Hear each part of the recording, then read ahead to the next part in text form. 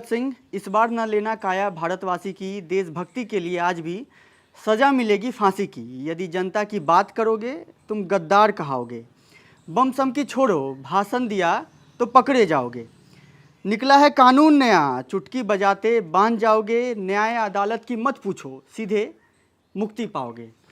2 दशक से भी ज़्यादा और लगभग 170 फिल्मों में जीवन के हर रंग ढंग पर गीत लिखने वाले शैलेंद्र ने जब 1948 में भगत सिंह के लिए ये लाइनें लिखी थी, तो क्या उन्हें ज़रा सा भी अंदाज़ा था कि 70 साल बाद भी उनकी यही लाइनें और उनकी यही कविता जो उन्होंने भगत सिंह पर लिखी थी, वो उतनी ही ज़्यादा प्रासंगिक होगी जितना आज़ादी के तुरंत बाद उनकी लिखी इस कविता में झलकती है।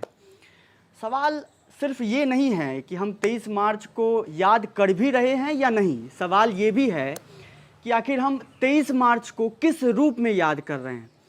क्या शहीद भगत सिंह के शहादत का यही हासिल था कि हम उनके मूर्तियों या उनके शख्सियत या उनकी तस्वीरों को फ्रेम में कैद करवाकर दीवारों पर टांग दे। भगत सिंह कहा करते थे खुद ही कि व्यक्तियों को मारना आसान है, लेकिन आप विचारों को नहीं मार सकते हैं। तो क्या आप उनके विचारों को भी फ्रेम में कैद करवाकर दीवार पर टांग सकते हैं? क्या भगत सिंह को हम लोगों ने श्रद्धांजलि वाले गुलदस्ते में कैद कर दिया है, उसी में समेट दिया है? बात करेंगे। हमारे साथ एस इरफान हबीब जी हैं, इतिहासकार हैं, और उनकी 2 किताबें भी हैं। मैं दिखाना चाहूँगा बाकायदा आपको, बहरों को सुनाने के लिए, जो 2008 में आई थी संभवतः। अंग्रेज़ी में भी है, मूल किताब अंग्रेज़ी में ही थी जिसका हिंदी अनुवाद भी आया है। और इनकलाब दूसरी जो किताब है ये 2018 में आई थी, डेढ़ साल पहले। तो दोनों पे भी बात होगी। लेकिन स्वागत है सर सबसे पहले आपका। अच्छा, मैं शुरुआत उसी लाइन से करना चाहूँगा जो भूमिका में मैंने कही कि आप 23 मार्च को कैसे याद करना चाहेंगे। मैं 23 मार्च बोल रहा हूँ, सिर्फ भगत सिंह नहीं बोल रहा हूँ, क्योंकि भगत सिंह के साथ उनके 2 और साथियों को फांसी भी दी गई थी 23 मार्च को। तो मैं 23 मार्च को ज़्यादा जोर दे रहा हूँ कि इसको आप कैसे याद करेंगे, कि एक इतिहासकार के रूप में, एक भगत सिंह के ऊपर जिन्होंने इतना लिखा है, काम किया है, उस रूप में।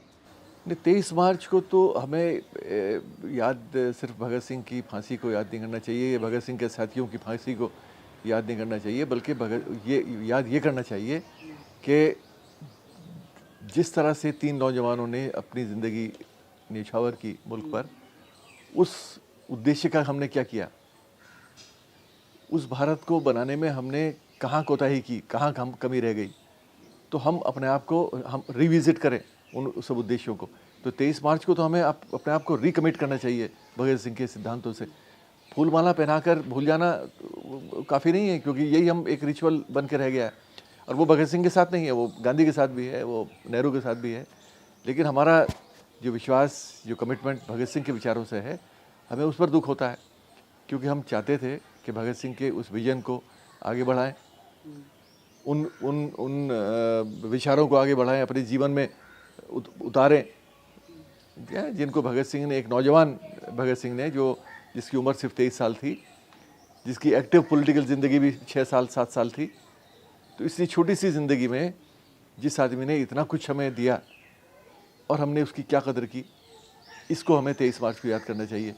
और अगर हम इसको याद करेंगे तो हो सकता है कि अगला 23 मार्च कुछ हमारे लिए बेहतर हो, कुछ बेहतर भारत की तरफ ले जाए। लेकिन ऐसा होता नहीं है, वो एक रिचुअल होकर रह जाता है। अगले 23 मार्च का इंतज़ार करते हैं। अच्छा, ये आप इससे भी संतुष्ट नहीं दिखते हैं। ये जो बहरों को सुनाने के लिए जो किताब है, इसकी भूमिका में ही आप लिखते हैं कि हम हर साल 23 मार्च को यह नज़ारा देखते हैं कि जब अलग अलग विचार रखने वाली तमाम राजनीतिक पार्टियां देश प्रेम और कुर्बानी की इस विरासत को हड़पने के लिए बड़ी बड़ी बातें करती है। तो वामपंथ और दक्षिणपंथ के बीचों बीच आप भगत सिंह को कहाँ खड़ा रखना चाहेंगे?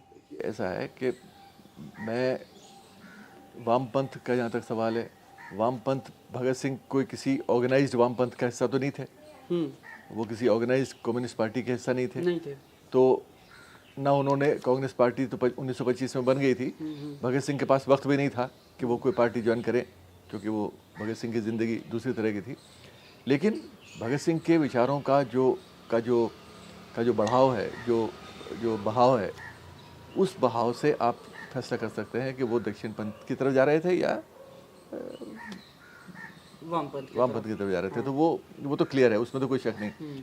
अब दक्षिण पंथ वाले जो हैं वो जब भगत सिंह को एक राष्ट्रवादी की तरह अपनाना चाहते हैं, सिर्फ शहादत की बात करके ये दिखाना चाहते हैं कि उन्होंने राष्ट्र पर अपना जीवन न्यौछावर कर दिया, जो बहुत सही है, मैं उससे कोई एतराज़ नहीं है, लेकिन वो मेरे लिए इनकम्प्लीट है, वो अधूरा है।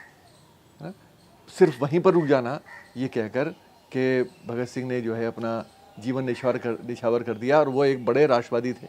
राष्ट्रवाद के सिद्धांत क्या थे जो उन्होंने फॉलो किए ज़िंदगी में, उन पर भी तो ध्यान दीजिए। उनका राष्ट्रवाद आपके झंडा फहराने वाला राष्ट्रवाद थोड़ी था, या अपने राष्ट्रवाद के लिए उनको किसी दुश्मन की जरूरत नहीं थी। वो ऐसे राष्ट्र की कल्पना कर रहे थे जहाँ पे मजदूर से लेकर उनका राष्ट्रवाद किसानों की बात हो। उनके लिए उस राष्ट्रवाद की कोई माने नहीं है जब तक के छुआछूत आपकी जिंदगी में है, जब तक के सांप्रदायिकता आपके देश में है। अच्छा, उस पर भी मैं बात करूंगा। वो बकायदा 23 साल की उम्र में लिख रहे हैं कि सांप्रदायिकता को उसी पर बात करनी चाहिए। असल में वही है भगत सिंह का असली मैसेज, दस्तावेज जो हम भूले हुए हैं। बिल्कुल बिल्कुल। अच्छा, उस पर 1 साल पहले ही, मैं अगर गलत नहीं हूँ तो प्रधानमंत्री बकायदा पगड़ी वगड़ी पहन के उनके जन्मतिथि को एक बड़ा इवेंट बनाने की कोशिश करते हैं, वहाँ से एक झूठ भी बोलते हैं प्रधानमंत्री। 2015 में 1 साल पहले नहीं, 1 साल पहले तो था ही। 2015 में ही अगले साल जब 23 मार्च आया तो हुसैनी वाला गए।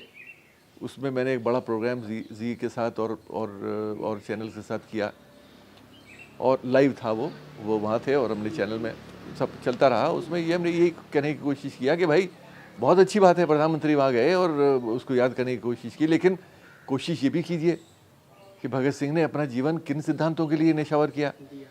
भगत सिंह ने अपना जीवन सिर्फ देश पर निछावर नहीं किया था। अच्छा, उसकी बात कहीं नहीं हो रही। हाँ, उसकी बात कहीं नहीं होती। तो मुझे चाहे वो प्रधानमंत्री हों चाहे और लोग हों, सिर्फ शिकायत इसी बात की है कि वो शहादत तक रुक जाते हैं। शहादत तक याद करना बहुत ही सुविधाजनक रास्ता है, उसमें आपको कुछ कष्ट नहीं होता। कष्ट होता है आप किसी सिद्धांत को परसू करें ज़िंदगी में, है ना। आप छुआछूत की लड़ाई लड़ें, सांप्रदायिकता के खिलाफ लड़ाई लड़ें, गरीब और अमीर के बीच के फासले को दूर करने की लड़ाई लड़ें, है ना, मजदूरों के अधिकारों की बात करें। तो ये सब बात अगर आप करेंगे तो उसमें फिर आपको कष्ट होगा, वो आसान काम नहीं है। तो शहादत की बात कीजिए, फूल माले अर्पण किया, उसके बाद अगले साल फिर आ गए। तो ये जो एक रिचुअल बन के रह गया है, ये उसी से परेशानी है। ये भी कह रहे थे कि भगत सिंह से जेल में मिलने कोई कांग्रेसी परिवार का व्यक्ति नहीं गया, जबकि कई मीडिया चैनलों ने जब फैक्ट चेक किया तो गलत पाया उसको। उसमें भी मैंने बोला, उसमें हमारे टेलीविजन चैनल पर भी कुछ लोगों ने बातें की, उस पर हमने कहा भी भाई नेहरू ने तो डायरेक्टली जाके बात की, सब लोगों से मिले, उसको ऑटोबायोग्राफी में अपने लिखा, और कांग्रेस बुलेटिन निकला करता था, उसमें नेहरू के एडिटर हुआ करते थे उसमें उन्होंने जब लिखा तो गांधी ने बाकायदा डांट लगाई कि आपने ऐसी विचारधारा के लोगों को आपने जगह क्यों दी, जिस पर नेहरू ने माफ़ी भी मांगी और कहा कि साहब ठीक है आगे नहीं होगा, जिस माफ़ी का कोई मतलब नहीं, क्योंकि नेहरू करते रहे जो उन्हें करना था। और लेकिन ये डॉक्यूमेंट्री एविडेंस है जो प्रूव करती हैं कि नेहरू के साथ साथ सुभाष चंद्र बोस और बहुत सारे और लोग भी, कांग्रेस के लोग, यूसुफ मेहर हुआ करते थे लेबर लीडर बम्बई में, जो कांग्रेसी भी थे, वो थे, गणेश शेखर विद्यार्थी थे, बहुत सारे लोग हैं और कांग्रेस के जो बड़ी हमदर्दी रखते थे, बोलते थे। गांधी के अलावा सब लोग बोलते थे। गांधी जी का अपना एक वैचारिक मतभेद था जिसकी मैं सम्मान करता हूँ, लेकिन ये कि वो एक अकेले व्यक्ति हैं। उस पर भी विस्तार से बात करेंगे कि गांधी जी को लेकर जो समानांतर भगत सिंह को खड़ा किया जाता है, करना नहीं चाहिए, अनर्गल चीजें जो करना नहीं चाहिए, बिल्कुल नहीं, उसको लेकर करेंगे। लेकिन एक और जो मैं पूछना चाहता हूँ आपसे, और आपने भी उसका जिक्र किया है कि भगत सिंह की जो छवि बनी है आज़ादी के बाद से ही, वो एक बम पिस्तौल वाली एक क्रांतिकारी युवा की बनी है। क्या इस बम पिस्तौल वाले क्रांतिकारी युवा के रूप में उसको स्वीकार करना बहुत आसान था कि लोगों ने झट से उसको पकड़ लिया, जबकि भगत सिंह उससे कई ज़्यादा आगे के क्रांतिकारी थे, एक विचारक थे, और सबसे ज़्यादा वो इतना ज़्यादा पढ़ते थे, कहाँ कहाँ मैं जिक्र करूँ, जर्मनी से लेकर रसिया, कहाँ की क्रांति का उन्होंने जिक्र किया है। उनके द्वारा जो अध्ययन की गई किताबें हैं उनका भी आपने एक लिस्ट दिया है, सूची दी है, उस पर भी बात करेंगे। लेकिन सबसे पहले ये बताइए कि ये जो छवि बनी है ये कितना गलत है? ये छवि जो है, हमारे युवा ने लिखा भी है कि ये छवि बनाई गई अंग्रेज़ों के द्वारा। अंग्रेज़ों ने अपने रिकॉर्ड्स में कॉलोनियल जो इंटेलिजेंस के रिकॉर्ड्स थे, जो उनकी अपना उनका डॉक्यूमेंटेशन था, उसमें उन्होंने इनको एक ब्लड थर्स्टी यंग मैन की वो दिया कि साहब ये ट्रिगर हैप्पी लोग थे, जो बहुत आसान काम है। क्योंकि जबकि भगत सिंह खुद ही लिख रहे थे, भगत सिंह ने अपने जीवन के बारे में, को मैं पवित्र मानता हूं। बिल्कुल, भगत सिंह ने ये भी लिखा है कि हो सकता है कि मैं अपने जीवन के शुरू में आतंकवादी जो मेरी प्रवृत्ति है उसमें मेरा कुछ भागीदारी रही हो, लेकिन वो बहुत टेम्परेरी था। उसके बाद मुझे बहुत जल्दी समझ में आ गया कि इससे कुछ नहीं होने वाला, और हमें चाहिए कि हम नौजवानों को, किसानों को, मजदूरों को इकट्ठा करें, एक मास मूवमेंट क्रिएट करें, अवेयरनेस क्रिएट करें। क्योंकि आप किसी एक को व्यक्ति को मारेंगे, कल को दूसरा व्यक्ति खड़ा हो जाएगा, उससे वो कोई रास्ता नहीं है। तो वो रास्ता उन्होंने सॉन्डर्स को मारने पर भी ये अफसोस जताया कि मुझे दुख है कि हमें एक इंसान की जान लेनी पड़ी, हाँ, जिस पर हमें अफसोस है। तो उस पर अफसोस जताया। एक ज़िंदगी का एक वही मौका है जिसमें एक कोई आतंकवादी, जिसको आप गतिविधि कह सकते हैं, जिसमें किसी व्यक्ति की जान गई।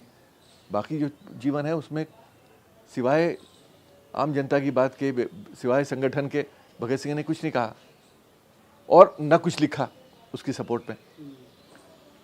अंतर बाद में आप अच्छा, सेशन कोर्ट में भी जब भगत सिंह का जो बयान गया था, जो दस्तावेज में भी उपलब्ध है रिकॉर्ड में, वो लिखते भी हैं कि मैं चाहता अगर तो असेंबली में एक ज़्यादा धमाके वाला वो मैं कर सकता था, लेकिन मैंने कम शक्ति वाला बम फेंका। उसका भी इतिहास है, उसका पूरा डॉक्यूमेंटेड हिस्ट्री है उसकी। कलकत्ता से 1928 में जब भगत सिंह दिसंबर में यहाँ से भागे, भगत सिंह आज़ाद और राजगुरु वगैरह कलकत्ता गए। कलकत्ता में कांग्रेस का सेशन चल रहा था, अधिवेशन, हाँ, एनुअल अधिवेशन चल रहा था। भगत सिंह जाकर रहे, एक सेठ छज्जूराम हुआ करते थे जो हिसार के रहने वाले थे, और यहाँ से उन्होंने जाके कलकत्ता में कुछ मारवाड़ियों के साथ नौकरी की और ख़ुद सेठ बन गए। पहले मुंशी थे, उसके बाद पैसा कमाया सेठ। यहाँ से जब गए तो किसी ने कहा कि भाई वहाँ पर सुशीला देवी, जो उनसे इन क्रांतिकारियों की दुर्गा भाभी के साथ काम करती थी और उनके साथियों में थी, वो वहाँ पर उनके बच्चों को पढ़ाने का काम करती थी सेठ के यहाँ। तो सुशीला देवी ने छिपाकर भगत सिंह को अपने घर में रखा, उस हवेली में। ये नहीं बताया कि ये व्यक्ति कौन है, और दिन भर वो छुप के वहाँ रहा करते थे, और रात को वो अपने क्रांतिकारी साथियों को ढूंढने में और मिलने के लिए निकल जाते थे। तो ये कई दिन तक वहाँ रहे, और सेशन में भी जाके कुछ लोगों से मिले। भगवती चरण वोरा वहाँ ऑलरेडी मौजूद थे पहले से। तो ये पूरा इतिहास है। उसके बाद जब वहाँ से वापस आते हैं तो आके आगरा में उन्होंने एक हींग की मंडी, पूरा एक एक मार्केट है, वहाँ पर उन्होंने एक कमरा लिया, उस कमरे में दफ्तर बनाया, और वहीं पर बम बनाने की पूरी गतिविधि शुरू होती है। उन बमों को जंगल में जाकर टेस्ट किया, उनकी इंटेंसिटी टेस्ट की। ये सब पूरा रिकॉर्डेड हिस्ट्री है। अच्छा, पहले फोड़ा गया था, प्रयास किया गया पूरी जंगल में जाके टेस्ट किया कि इससे कोई ह्यूमन लॉस नहीं होना चाहिए, हाँ? इससे सिर्फ धुआं और धमाका होना चाहिए। तो ये पूरा टेस्टेड था। ये कहना कि उससे कोई इत्तेफाक से कोई नुकसान नहीं हुआ, ऐसा नहीं है, प्लान किया गया है उस तरह से। तो ह्यूमन लाइफ की आप कदर कर सकते हैं इसी बात से सोचकर कि उन्होंने प्लान ऐसे किया, प्रैक्टिस की बनाने की, और उस प्रैक्टिस के बाद जब बम तैयार हुए तब उन बमों का इस्तेमाल किया गया। अच्छा, तो उसके बाद भी वो गिरफ्तारी दे देते हैं। अच्छा, फिर गिरफ्तारी, भाग सकते थे या छिपकर रह सकते थे सालों साल। उस वक्त इतने दहशत में थे वहाँ लोग कि सब पुलिस वाले भाग गए थे, सब लोग छिपके कुर्सियों के नीचे घुस गए थे। उसमें 3-4 लोग थे जो सीधे बैठे रहे, जिसमें मदन मोहन मालवीय, मोहम्मद अली जिन्ना और मोतीलाल नेहरू। यही सिर्फ 3 लोग थे जो सीधे बैठे रहे अपनी कुर्सी पर, बाकी सब लोग डर के भाग गए, अंग्रेज इंक्लूडेड। तो ये एक माहौल था जिसको उन्होंने खुद बनाने की कोशिश की, जिसमें सिर्फ धुआं हो और आवाज़ हो और नुकसान नहीं होना चाहिए। तो वही हुआ, छोटी मोटी खरौंच आई, बाकी कुछ नहीं हुआ।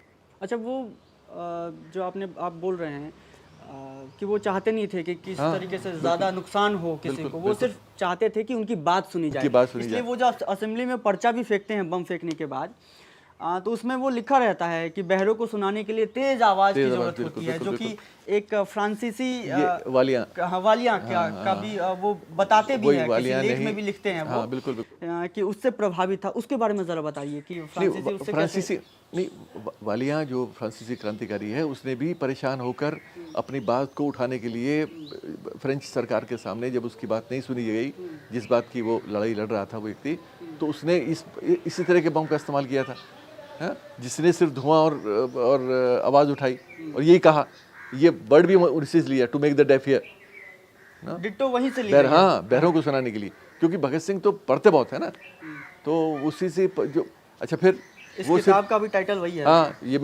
मुझे भी अच्छा लगा था ये, तो मैंने कहा भाई यही मेन चीज़ है, उद्देश्य उनका यही था। तो उसने भगत सिंह ने सिर्फ, अच्छा ये देखिए ना, भगत सिंह की विचारधारा और भगत सिंह का जो सोच है, वो इससे साफ क्लियर होती है कि जब भगत सिंह ऐसे मुद्दों पर बम फेंकने के लिए असेंबली में जाते हैं, वो मुद्दा क्या था? पब्लिक सेफ्टी बिल, मजदूरों के अधिकार की बात, विरोध कर रहे थे। हाँ, क्योंकि वो चाहते थे कि ये अगर बिल पास होता है तो मजदूरों के अधिकारों का हनन होगा। पहले से ही बुरा हाल था, वो उसमें हालत में और सुधार नहीं होगा, बल्कि और बिगड़ जाएगा। उसके खिलाफ ये आवाज़ उठानी थी। तो उससे पता चलता है कि विचारधारा भगत सिंह की क्या है, सोच क्या है, प्रायोरिटीज़ क्या है। तो आज अगर हम बात करते हैं भगत सिंह के राष्ट्रवाद की, तो हमें ये देखना चाहिए कि उस राष्ट्रवाद के पीछे सोच क्या थी। उस आदमी ने अपना जीवन किन मुद्दों के लिए निछावर किया, ये सब चीज़ें तो मालूम होनी चाहिए। हम वो देखते नहीं, हम सिर्फ बलिदान देखते हैं। बलिदान के पीछे मुद्दे क्या थे, ये तो देखिए ना।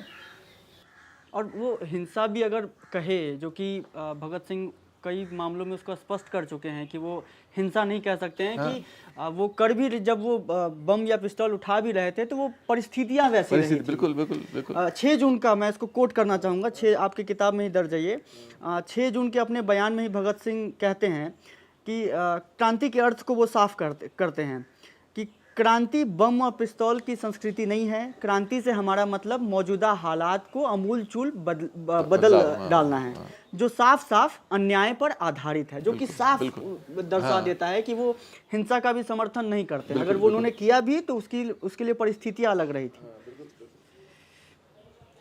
अच्छा, ये सुखदेव और राजगुरु का भी जब 23 मार्च का हम जिक्र करते हैं तो उनका भी जिक्र आता है, और सुखदेव और राजगुरु के बारे में भी कहा जाता है कि वो भगत सिंह जैसे ही काफ़ी उतावले थे हर चीज़ को करने के मामले में।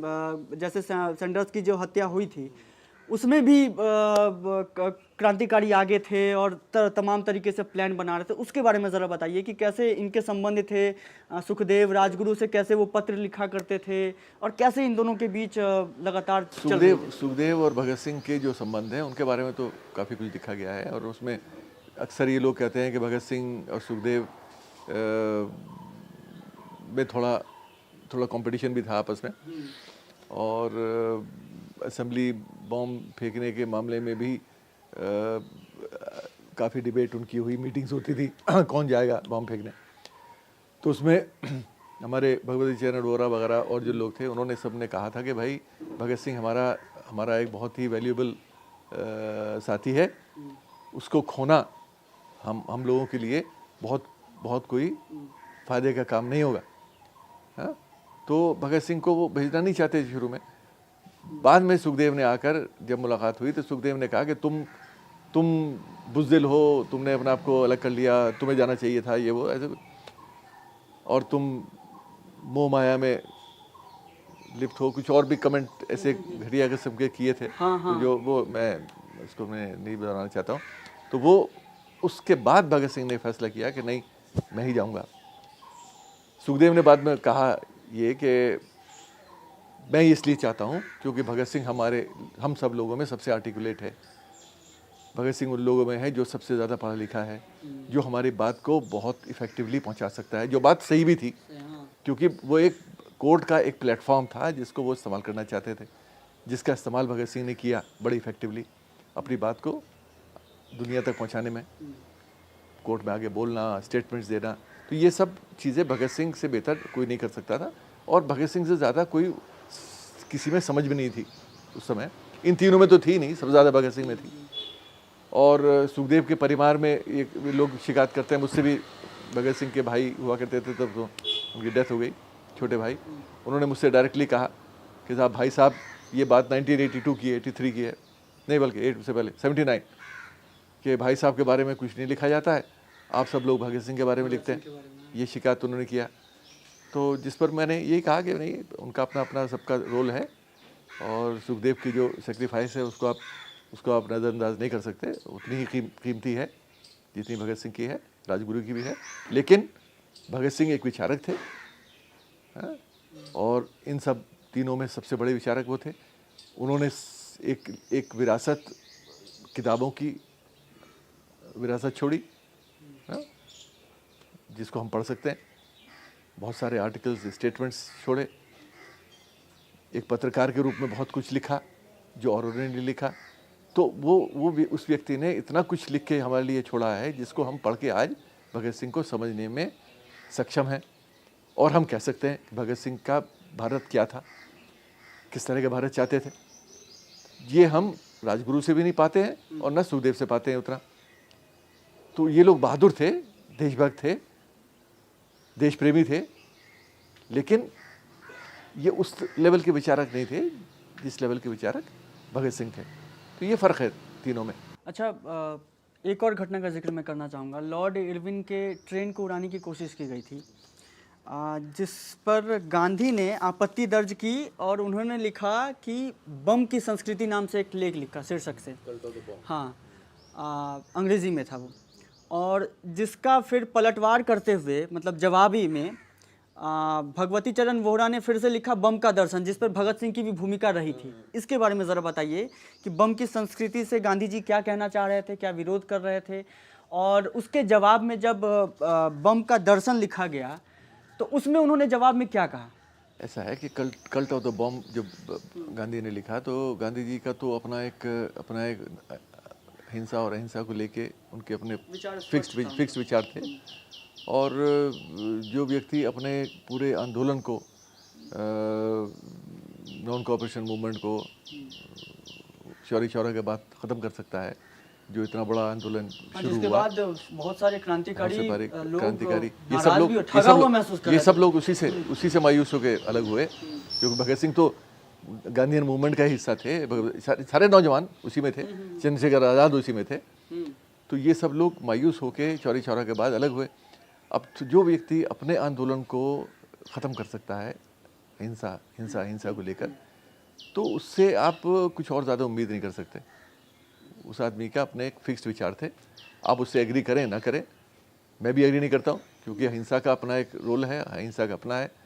हिंसा, बेईमानी हिंसा, जो आतंकवादी हिंसा होती है, उसको हम कभी सपोर्ट नहीं कर सकते, करना भी नहीं चाहिए किसी को। लेकिन कुछ ऐसी हिंसा हैं जिनमें आप अपने डिफेंस में आप करना चाहते हैं। तो ये इन लोगों ने एक्सप्लेन किया कि हम तो अपने बचाव में कर रहे हैं, हमारा देश को ये लोग, ये तो हमारा तो काउंटर टेररिज्म है, हम तो जो ब्रिटिश आतंकवाद है उसका मुकाबला कर रहे हैं अपने देश को बचाने के लिए, है ना। हम उन पर हमला करने के लिए हमारा हिंसा थोड़ी है, हम तो अपने आप को बचा रहे हैं। तो ये इस तरह से उन्होंने कोशिश की अपने फिलॉसफी ऑफ द बॉम्ब में जवाब देने की। और ये भी कहा कि भाई किसी भी आप कोई ऑपरेशन होता है, कोई बीमारी दूर करनी होती है, उस बीमारी को दूर करने के लिए आपको काट फाट तो करनी पड़ती है ना, एक बॉडी पर आपको चाकू चलाना पड़ता है। तो you have to get into surgical operation, to remove the disease. तो ये तो हमारे बॉडी पॉलिटिक में एक डिजीज़ है, एक बीमारी है, जिसको हमें अगर ज़रूरत पड़े तो हिंसा का भी इस्तेमाल करना चाहिए। तो इस तरह से उन्होंने फिलोसफिकली उसको, पुराने हमारे जो सिविलाइजेशनल इश्यूज़ हैं उनको भी उठाया, धर्म के भी बहुत सारी चीज़ें उन्होंने इतिहास से भी निकाली साबित करने के लिए कि हम कैसे हिंसा का प्रयोग सदियों से करते रहे। तो ये तो एक डिबेट गांधी के साथ रही, चल रहा और था हाँ चल रहा था। क्रांतिकारी समूह और गांधी के हाँ, बीच बीच में लिखते रहते थे, और गांधी जी की इस मामले में और ईमानदारी थी कि वो उनके सारे पत्रों को भी छापते थे यंग इंडिया में। अच्छा, गांधी जी की ये भी दिलचस्प है कि गांधी जी की वो आलोचना भी करते थे, सम्मान भी करते थे। बिल्कुल बिल्कुल महात्मा गांधी, भगत सिंग खुद कभी गांधी नहीं बोला, नहीं बिल्कुल महात्मा नहीं, बिल्कुल गांधी बिल्कुल नहीं, क्योंकि ये सब चीज़ें तो हम आज बना रहे हैं। बात ये है कि हमारी आज की जो राजनीति है, जो लोग अपना वेस्टेड इंटरेस्ट देखते हैं, अपनी जो राजनीति है उसको चमकाना चाहते हैं, चाहे वो दक्षिणपंथी हो चाहे वो वामपंथी हो, वो सब चाहते हैं कि इस तरह का इतिहास घड़े या इमेजिन करें जो उनकी आज की राजनीति को आगे बढ़ाए। मेरे हिसाब से इतिहास के जो फैक्ट्स हैं वो उसको सपोर्ट नहीं करते। लोग उसको मिस इंटरप्रेट करते हैं, मिसरीड करते हैं अपने कन्वीनियंस के हिसाब से। तो गांधी और भगत सिंह में एक दुश्मनी पैदा कर दिया, एक लाइक पोलैरिटी पैदा कर दिया जो नहीं थी। उनमें मतभेद थे, लेकिन एक दूसरे के लिए इज्जत थी। अच्छा, वामपंथियों का आपने जिक्र किया, आपको नहीं लगता है कि आज़ादी के बाद भी और अभी मौजूदा वक्त में भी कुछ देश के कम्युनिस्टों को जितना भगत सिंह को फ्रंट में रखना चाहिए था उन्होंने नहीं रखा? एक ज़माने में तो नाम भी लेते थे भाई। भगत सिंह का इज्जत करना तो बहुत बाद में शुरू हुआ है, 1970s के बाद। उससे पहले तो आपको कहीं मिलेगा नहीं जिक्र, है ना। तो अब उसके बाद हमारे जो दूसरे जो अति वामपंथी हैं, आयशा वाले और बहुत सारे हमारे ML के लोग हैं, उनके लिए भगत सिंह की जो हिंसा की प्रवृत्ति है वो सबसे ज़्यादा इम्पोर्टेंट है, जिसको मैं कई बार उनकी मीटिंग में भी जाके बोलना पड़ता है। तो मैं अक्सर ये कहता हूँ कि भाई भगत सिंह की हिंसा को आप आगे बढ़ाओगे, उससे आज आपको कोई फायदा नहीं होने वाला। उससे ज़्यादा कहीं ज़्यादा वो एक विचारक भी थे। भगत सिंह के विचारों की इज्जत कीजिए, भगत सिंह के विचारों को आगे बढ़ाइए, अपने तरीके से बढ़ाएं, लेकिन बढ़ाएं विचारों को, हिंसा की प्रवृत्ति को आगे न बढ़ाएं। जिस चीज़ से भगत सिंह ने खुद परहेज कर लिया, जिस चीज़ को भगत सिंह ने खुद कहा मैं उसको सही नहीं मानता हूँ अपने जीवन में, आप उसको क्यों याद कर रहे हो? तो ये एक भगत सिंह को पढ़ने का, समझने का अलग अलग तरीका है, क्योंकि भगत सिंह का व्यक्तित्व भी छोटी सी उम्र में इतना बड़ा है, इतना सारा हाँ, कि उसको आप दक्षिणपंथी, वामपंथी, अति वामपंथी और सब लोग अपने अपने तरीके से पढ़ सकते हैं और पढ़ रहे हैं। अच्छा, किताब लिखने के क्रम में आपने भगत सिंह के छोटे भाई श्री कुलतार सिंह से भी मुलाकात की थी, मिले थे आप। तो उनसे मिलने के दौरान क्या भगत सिंह का कोई किस्सा निकल कर आया था जो आप बताना चाहेंगे कि कोई ऐसा नहीं, किस्सा तो ऐसा कोई खास नहीं। वो जो ज़्यादातर जो बातें, आप क्या बातें कर रहे थे उनसे, मतलब क्या जानकारियाँ जुटा रहे थे या फिर?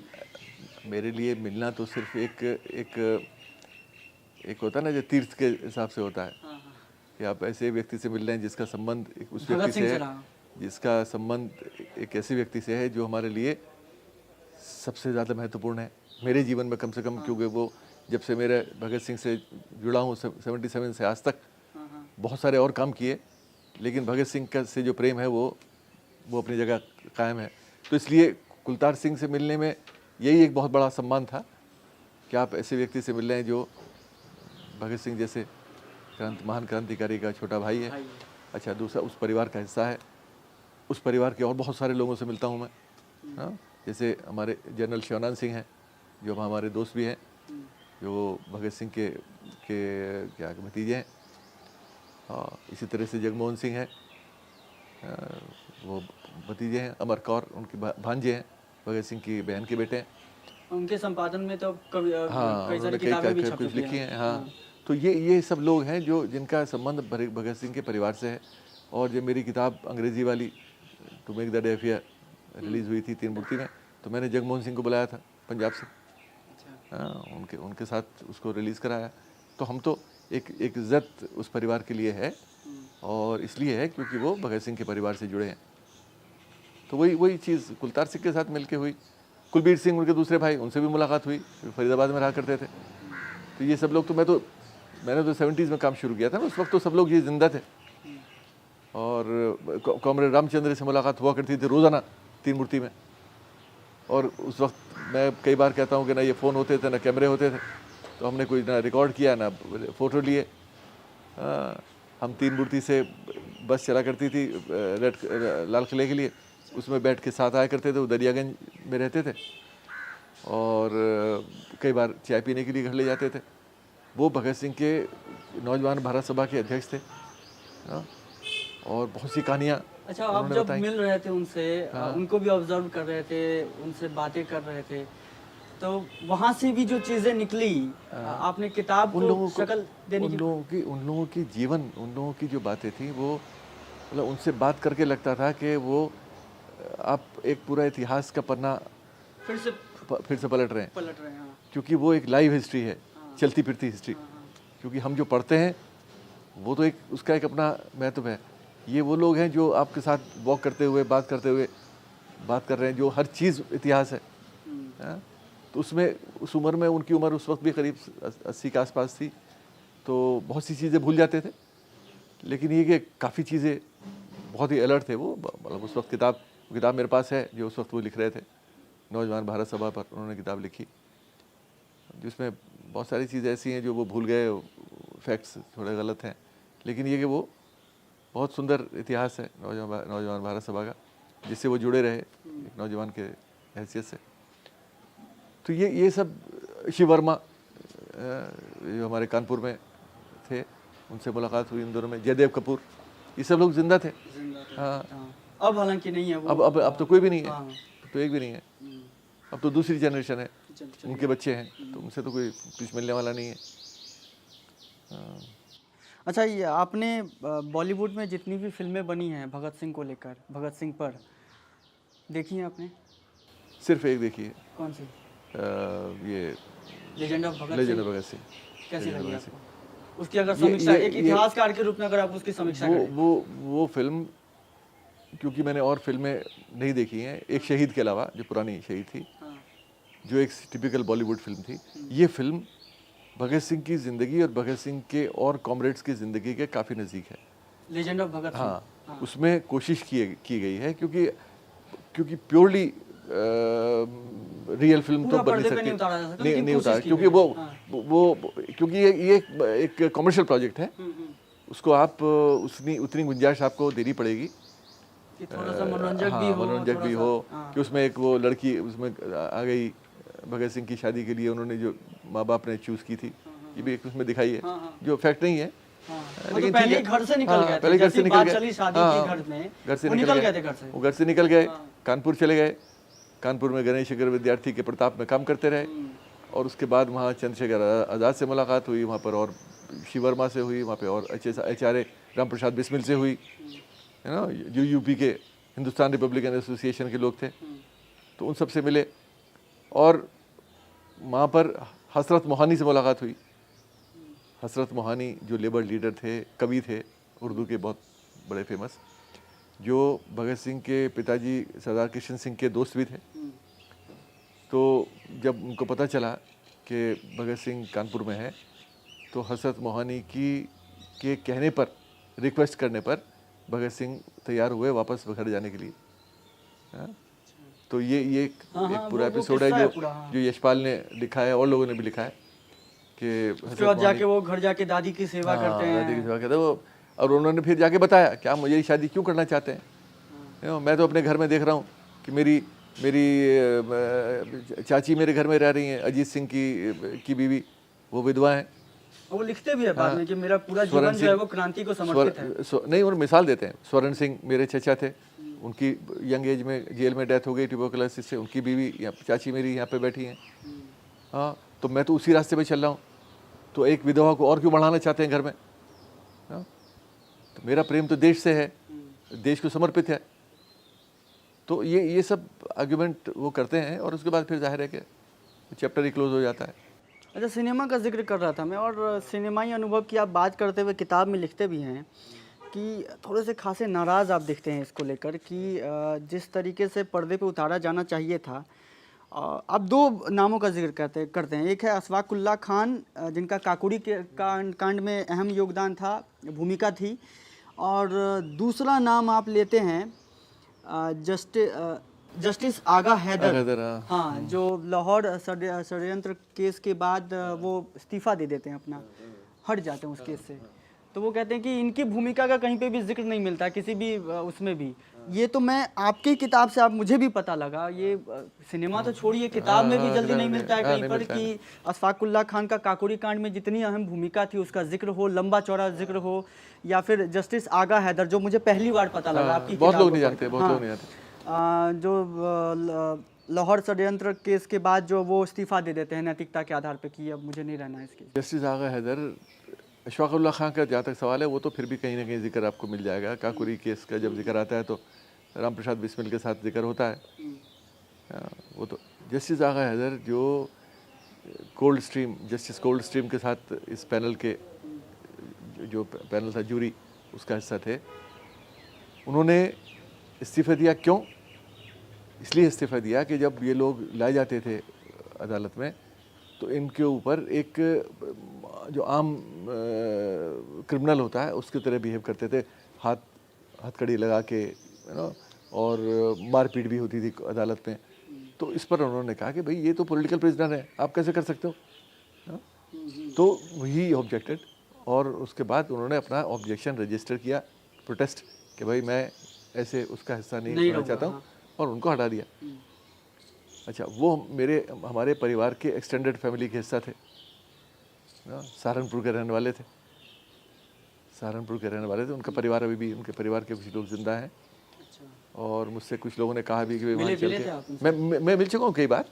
हाँ, तो लेकिन उनके पास कोई डॉक्यूमेंट नहीं है, वो खास। उनके पास सिर्फ यादें हैं, जानते हैं सब लोग जो पास ऑन की गई, तो वो बहुत ज़्यादा नहीं है उनके पास। तो मैंने सोचा था कि कोई कागज़ वागज़ कुछ ऐसा मिल जाए, लेकिन कुछ है नहीं। लेकिन परिवार वो सब सहारनपुर में रहते हैं। तो ये एक ऐसा एपिसोड है जो एक रिकॉर्ड होना चाहिए, कम से कम जिक्र तो करना चाहिए। वो आप इसलिए लिखते भी हैं कि इनका जिक्र इसलिए भी नहीं होता होगा क्योंकि ये आज के धर्म आधारित राष्ट्रवाद के प्रवृत्ति से मेल नहीं खाते। हाँ, क्योंकि अब आजकल किसी ऐसे व्यक्ति को राष्ट्रवादी कैसे बताएंगे भाई कि जो नाम में ही हैदर लगा हो, जब धर्म के आधार पर राष्ट्रवाद तय हो रहा है, तो फिर उसमें अब क्या कीजिएगा इनका। अच्छा, ये आपने दो बात करते हुए एक है हिंदुस्तान रिपब्लिकन एसोसिएशन, जो बाद में सोशलिस्ट भी बन गया जब भगत सिंह जुड़े थे, और उसके बाद फिर से एक नौजवान भारत सभा का भी स्थापना हुई, और लगभग उसी वक्त हुई जब आरएसएस का गठन हो रहा था। आरएसएस का गठन हुआ 1925 में और नौजवान भारत सभा की स्थापना 1926 में, 1 साल का फ़र्क है दोनों में। 1925 से लेकर आरएसएस अभी तक 10वीं 12वीं किसी भी बच्चे से ही पूछ लीजिए, आरएसएस हर कोई लगभग जानता होगा, नहीं भी तो राजनीति अगर नहीं भी तो आरएसएस सुना होगा। नौजवान भारत सभा कहीं पर भी नहीं है, मतलब अस्तित्व ही खत्म हो चुका है उसका, और कहीं पर जिक्र भी नहीं मिलता। जो इतिहास के विद्यार्थी भी है उससे भी अगर आप पूछ दें कि नौजवान भारत सभा, तो वो भी पन्ने खंगालने लगेंगे, नौजवान भारत सभा कहाँ पढ़ा था। तो इसके बारे में ज़रा बताइए कि एक आरएसएस जो एक ऐसा संगठन जो कि गांधी के हत्यारे के जो षड्यंत्र रचता है उसमें भी भूमिका संदेहास्पद है। हाँ, हम कह नहीं सकते पूरी तरीके, संदेहास्पद है वो। और एक नौजवान भारत सभा जो क्रांतिकारियों का जो समूह था, जो लगातार देश के बारे में लिख रहा था, देश के बारे में सोच रहा था और लगातार काम कर रहा था, जिससे भगत सिंह से लेकर चंद्रशेखर आज़ाद, तमाम जो क्रांतिकारी समूह के जो नेता लोग थे या लोग थे वो जुड़े हुए थे वो। और एक ऐसा संगठन जो जिसका मैंने अभी आपको बताया, अभी तक कैसे इसको देखते हैं, कैसे फ्रेमवर्क ऐसा है? ये इसमें मुझे नहीं लगता कि ये कोई बहुत मुश्किल सवाल है और इसका कोई जवाब ढूंढ पाना इतना मुश्किल है। इसका जवाब हमें मिल जाता है भगत सिंह की अपनी जीवन और बाकी जो लोग हैं उनका जो पॉलिटिकल प्रोफाइल है उससे। क्योंकि जिस तरह की राजनीति भगत सिंह ने की, जिस तरह के उद्देश्य भगत सिंह ने अपने जीवन में रखे हैं, राजनीतिक उद्देश्य, सामाजिक उद्देश्य, ना, जो रखे, जिनको हम सब भूले हुए हैं, ना, जो धर्म से बिल्कुल दूर थे। धर्म हमारे जीवन का एक अभिन्न अंग है इस भारत में, चाहे वो कोई भी धर्म हो ना, हर व्यक्ति धर्म को सबसे आगे रखता है। और राष्ट्रीय स्वयंसेवक संघ का एक बहुत ही क्लियर ऑब्जेक्टिव था कि वो एक धर्म आधारित राजनीति करना चाहते थे। पूरी राजनीति वही है। एक और वो शुरू से ही, जब कांग्रेस का संगठन, कांग्रेस का लड़ाई, नौजवान भारत सभा खुद को सेकुलर कहते थे, बोलते थे कि यहाँ पे धर्म की कोई जगह नहीं है। यही नहीं, बकायदा साइन करा उसमें मेंबरशिप का एक जो था ऑब्जेक्टिव थे, उसमें क्लियरली लिखा हुआ था ये कि आपको अपने धर्म को एक तरफ रख के आना पड़ेगा। धर्म आपके जीवन का पब्लिक लाइफ का हिस्सा नहीं हो सकता। आपका प्राइवेट अपना पर्सनल फेथ हो सकता है, लेकिन आप उसको कहीं इस्तेमाल नहीं करेंगे।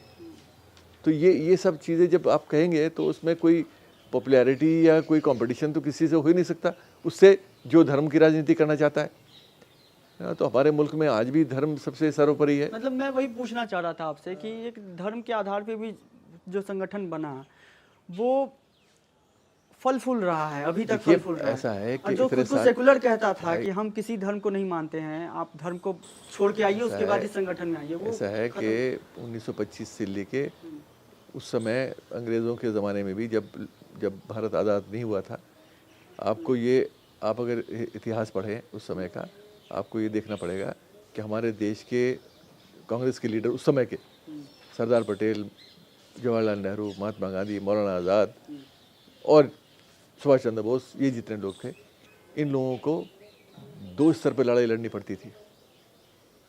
2 स्तर पर, एक अंग्रेज़ों के खिलाफ, एक देश में संप्रदायों के खिलाफ। आप उठा के देखें ना, ये पैरेलल लड़ाई है। जो नेहरू जैसे लोग, पटेल जैसे लोग और मौलाना आज़ाद जैसे लोग हिंदू सांप्रदायिकता और मुस्लिम सांप्रदायिकता दोनों से लड़ रहे हैं। मुस्लिम सांप्रदायिकता मुस्लिम लीग के झंडे के तले थी और हिंदू सांप्रदायिकता हिंदू महासभा और आरएसएस के झंडे के नीचे थी। इन दोनों से लड़ाई लड़नी पड़ती थी। तो ये लड़ाई तो इतनी कठिन थी इन लोगों के लिए कि ये दो फ्रंट पे लड़नी पड़ती थी लड़ाई। तो ये लड़ाई उस समय इंक्लूसिव नेशनलिज्म, जो राष्ट्रवाद की किताब, पता नहीं आपने देखी कि नहीं, राष्ट्रवाद पर भी कुछ दिन पहले आई, तो उसमें मैंने ये कहने की कोशिश किया कि भाई हमारा राष्ट्रवाद जो इंक्लूसिव नेशनलिज्म है, जो राष्ट्रवाद को लेकर आप लेख भी लिखते रहते हैं, हाँ बिल्कुल, कॉम्पोजिट नेशनलिज्म है जिसकी बात होती है। उस कॉम्पोजिट नेशनलिज्म को चैलेंज जो है इन तबकों से, इन फैक्शन से, जो कम्युनलिस्ट फैक्शन थे, हिंदू और मुस्लिम दोनों से चैलेंज मिलता रहा। ये आज नहीं है, ये पुरानी लड़ाई है। बात यह है कि 70 साल तक हम उस चैलेंज को सक्सेसफुली डिफेंड करते रहे, अपने कॉम्पोजिट भारत को, कॉम्पोजिट इंडिया को। लेकिन वो लड़ाई कमज़ोर हो गई, जिसकी रीजंस हम सबको मालूम है क्यों कमज़ोर हुई, क्योंकि जिन लोगों के हाथ में था उन्होंने उस लड़ाई को उतना सीरियसली नहीं लिया। धीरे धीरे वो उसमें कमज़ोरी आती गई और एक वक्त ऐसा आया कि आपको सरेंडर करना पड़ा। और आज देश उन लोगों के पास है जिन लोगों के साथ आपके पूर्वज लड़ते रहे।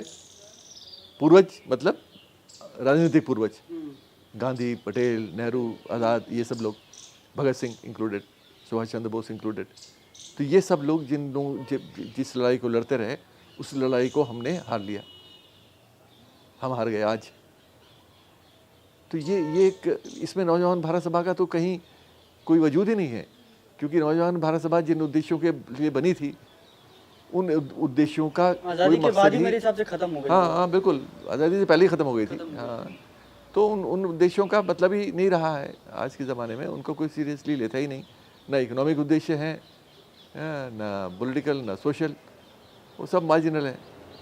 भगत सिंह, आपने जो कहा कि उस वक्त के जो क्रांतिकारी थे 2 चीज़ों से लड़ रहे थे, एक सांप्रदायिक ताकतों से या दूसरे अंग्रेज़ों से भी लड़ रहे थे। भगत सिंह खुद 23 साल की उम्र में लिख देते हैं कि सांप्रदायिक ताकतों के ऊपर वो लिखते हैं कि कैसे सांप्रदायिक ताकतों ने, सांप्रदायिक नेताओं ने इस देश का बेड़ा गर्क कर दिया, उसकी आलोचना करते हैं। साथ में अखबारों और मीडिया की भी आलोचना करते हुए वो लिखते हैं। अभी के मीडिया को कैसे देखते हैं, जब भगत सिंह उस वक्त वो लिख रहे थे? आज की मीडिया तो अब आप लगी है ना, आज की मीडिया को तो 1928 का जो लेख है भगत सिंह का उसको पढ़ना चाहिए। और वो एक आईना है, एक मिरर है। और वो बोलते भी है भगत सिंह कि अखबारों का जो काम है वो दरअसल कर नहीं रहा अखबार। वो अखबारों का काम है देश में साझी सांप्रदायिकता, साझी राष्ट्रीयता पैदा करना। और मैं अब टीवी मीडिया को भी इसमें इंक्लूड कर दूंगा, क्योंकि उस वक्त तो टीवी हाँ, मीडिया था नहीं, वरना वो भी लिख देते। बिल्कुल बिल्कुल, वो तो जाहिर है, तो उस वक्त एक प्रिंट मीडिया है, उस प्रिंट मीडिया से इतना परेशान थे। और उन्होंने कहा कि हमारा राजनीतिक दिवालियापन इस्तेमाल करते हैं। हाँ, हमारे जो राजनीतिक दल हैं वो तो बिल्कुल दिवालिया हो चुके हैं, उनके पास कुछ बचा नहीं है। और मीडिया जो अपना काम जिम्मेदारी से करना चाहिए वो काम नहीं करता है। वो क्या करता है, वो सेंसेशनल हेडलाइंस डालता है। हाँ, और उन हेडलाइंस का इस्तेमाल करता है देश को बांटने में, देश को जोड़ने में नहीं। तो ये सब चीज़ें 1928 में भगत सिंह ने रियलाइज़ की, महसूस की। तो आज जो हो रहा है तो वो तो जाहिर है कि वो इसका इलाज भी बता देते हैं। हाँ, इलाज भी बताते हैं, दंगों और उनका इलाज। बिल्कुल बिल्कुल बिल्कुल। 23 साल की उम्र में कोई सांप्रदायिक दंगों का इलाज बता रहा है। यही नहीं, कल्पना से पढ़े। अरे भाई 1924 में 4 साल पहले जो पहला लेख भगत सिंह ने लिखा, जिस वक्त भगत सिंह की उम्र 17 साल थी, वो लेख था एक ऐसे सब्जेक्ट पर जिस सब्जेक्ट पर आज भी एक एडल्ट को, 17 साल के नौजवान को तो भूल जाइए, एक नौजवान आदमी से भी, एक मैच्योर आदमी से भी आप लिखने को कहें तो वो आसानी से नहीं लिख सकता।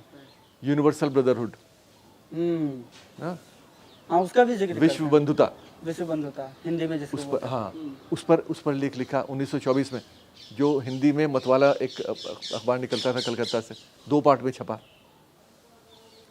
जो मैंने इसमें अंग्रेजी में इस्तेमाल किया है। तो ये व्यक्ति जो इतनी सोच रखता है, इतना पढ़ता है, और पढ़ने के बाद उसको सब लोगों तक पहुंचाने की कोशिश करता है अपनी ज़बान में। और इतने डिफ़िकल्ट वासुदेव कुटुम्बकम से शुरू करता है वो। कहला भाई ये वासुदेव कुटुम्बकम क्या चीज़ है? हाँ?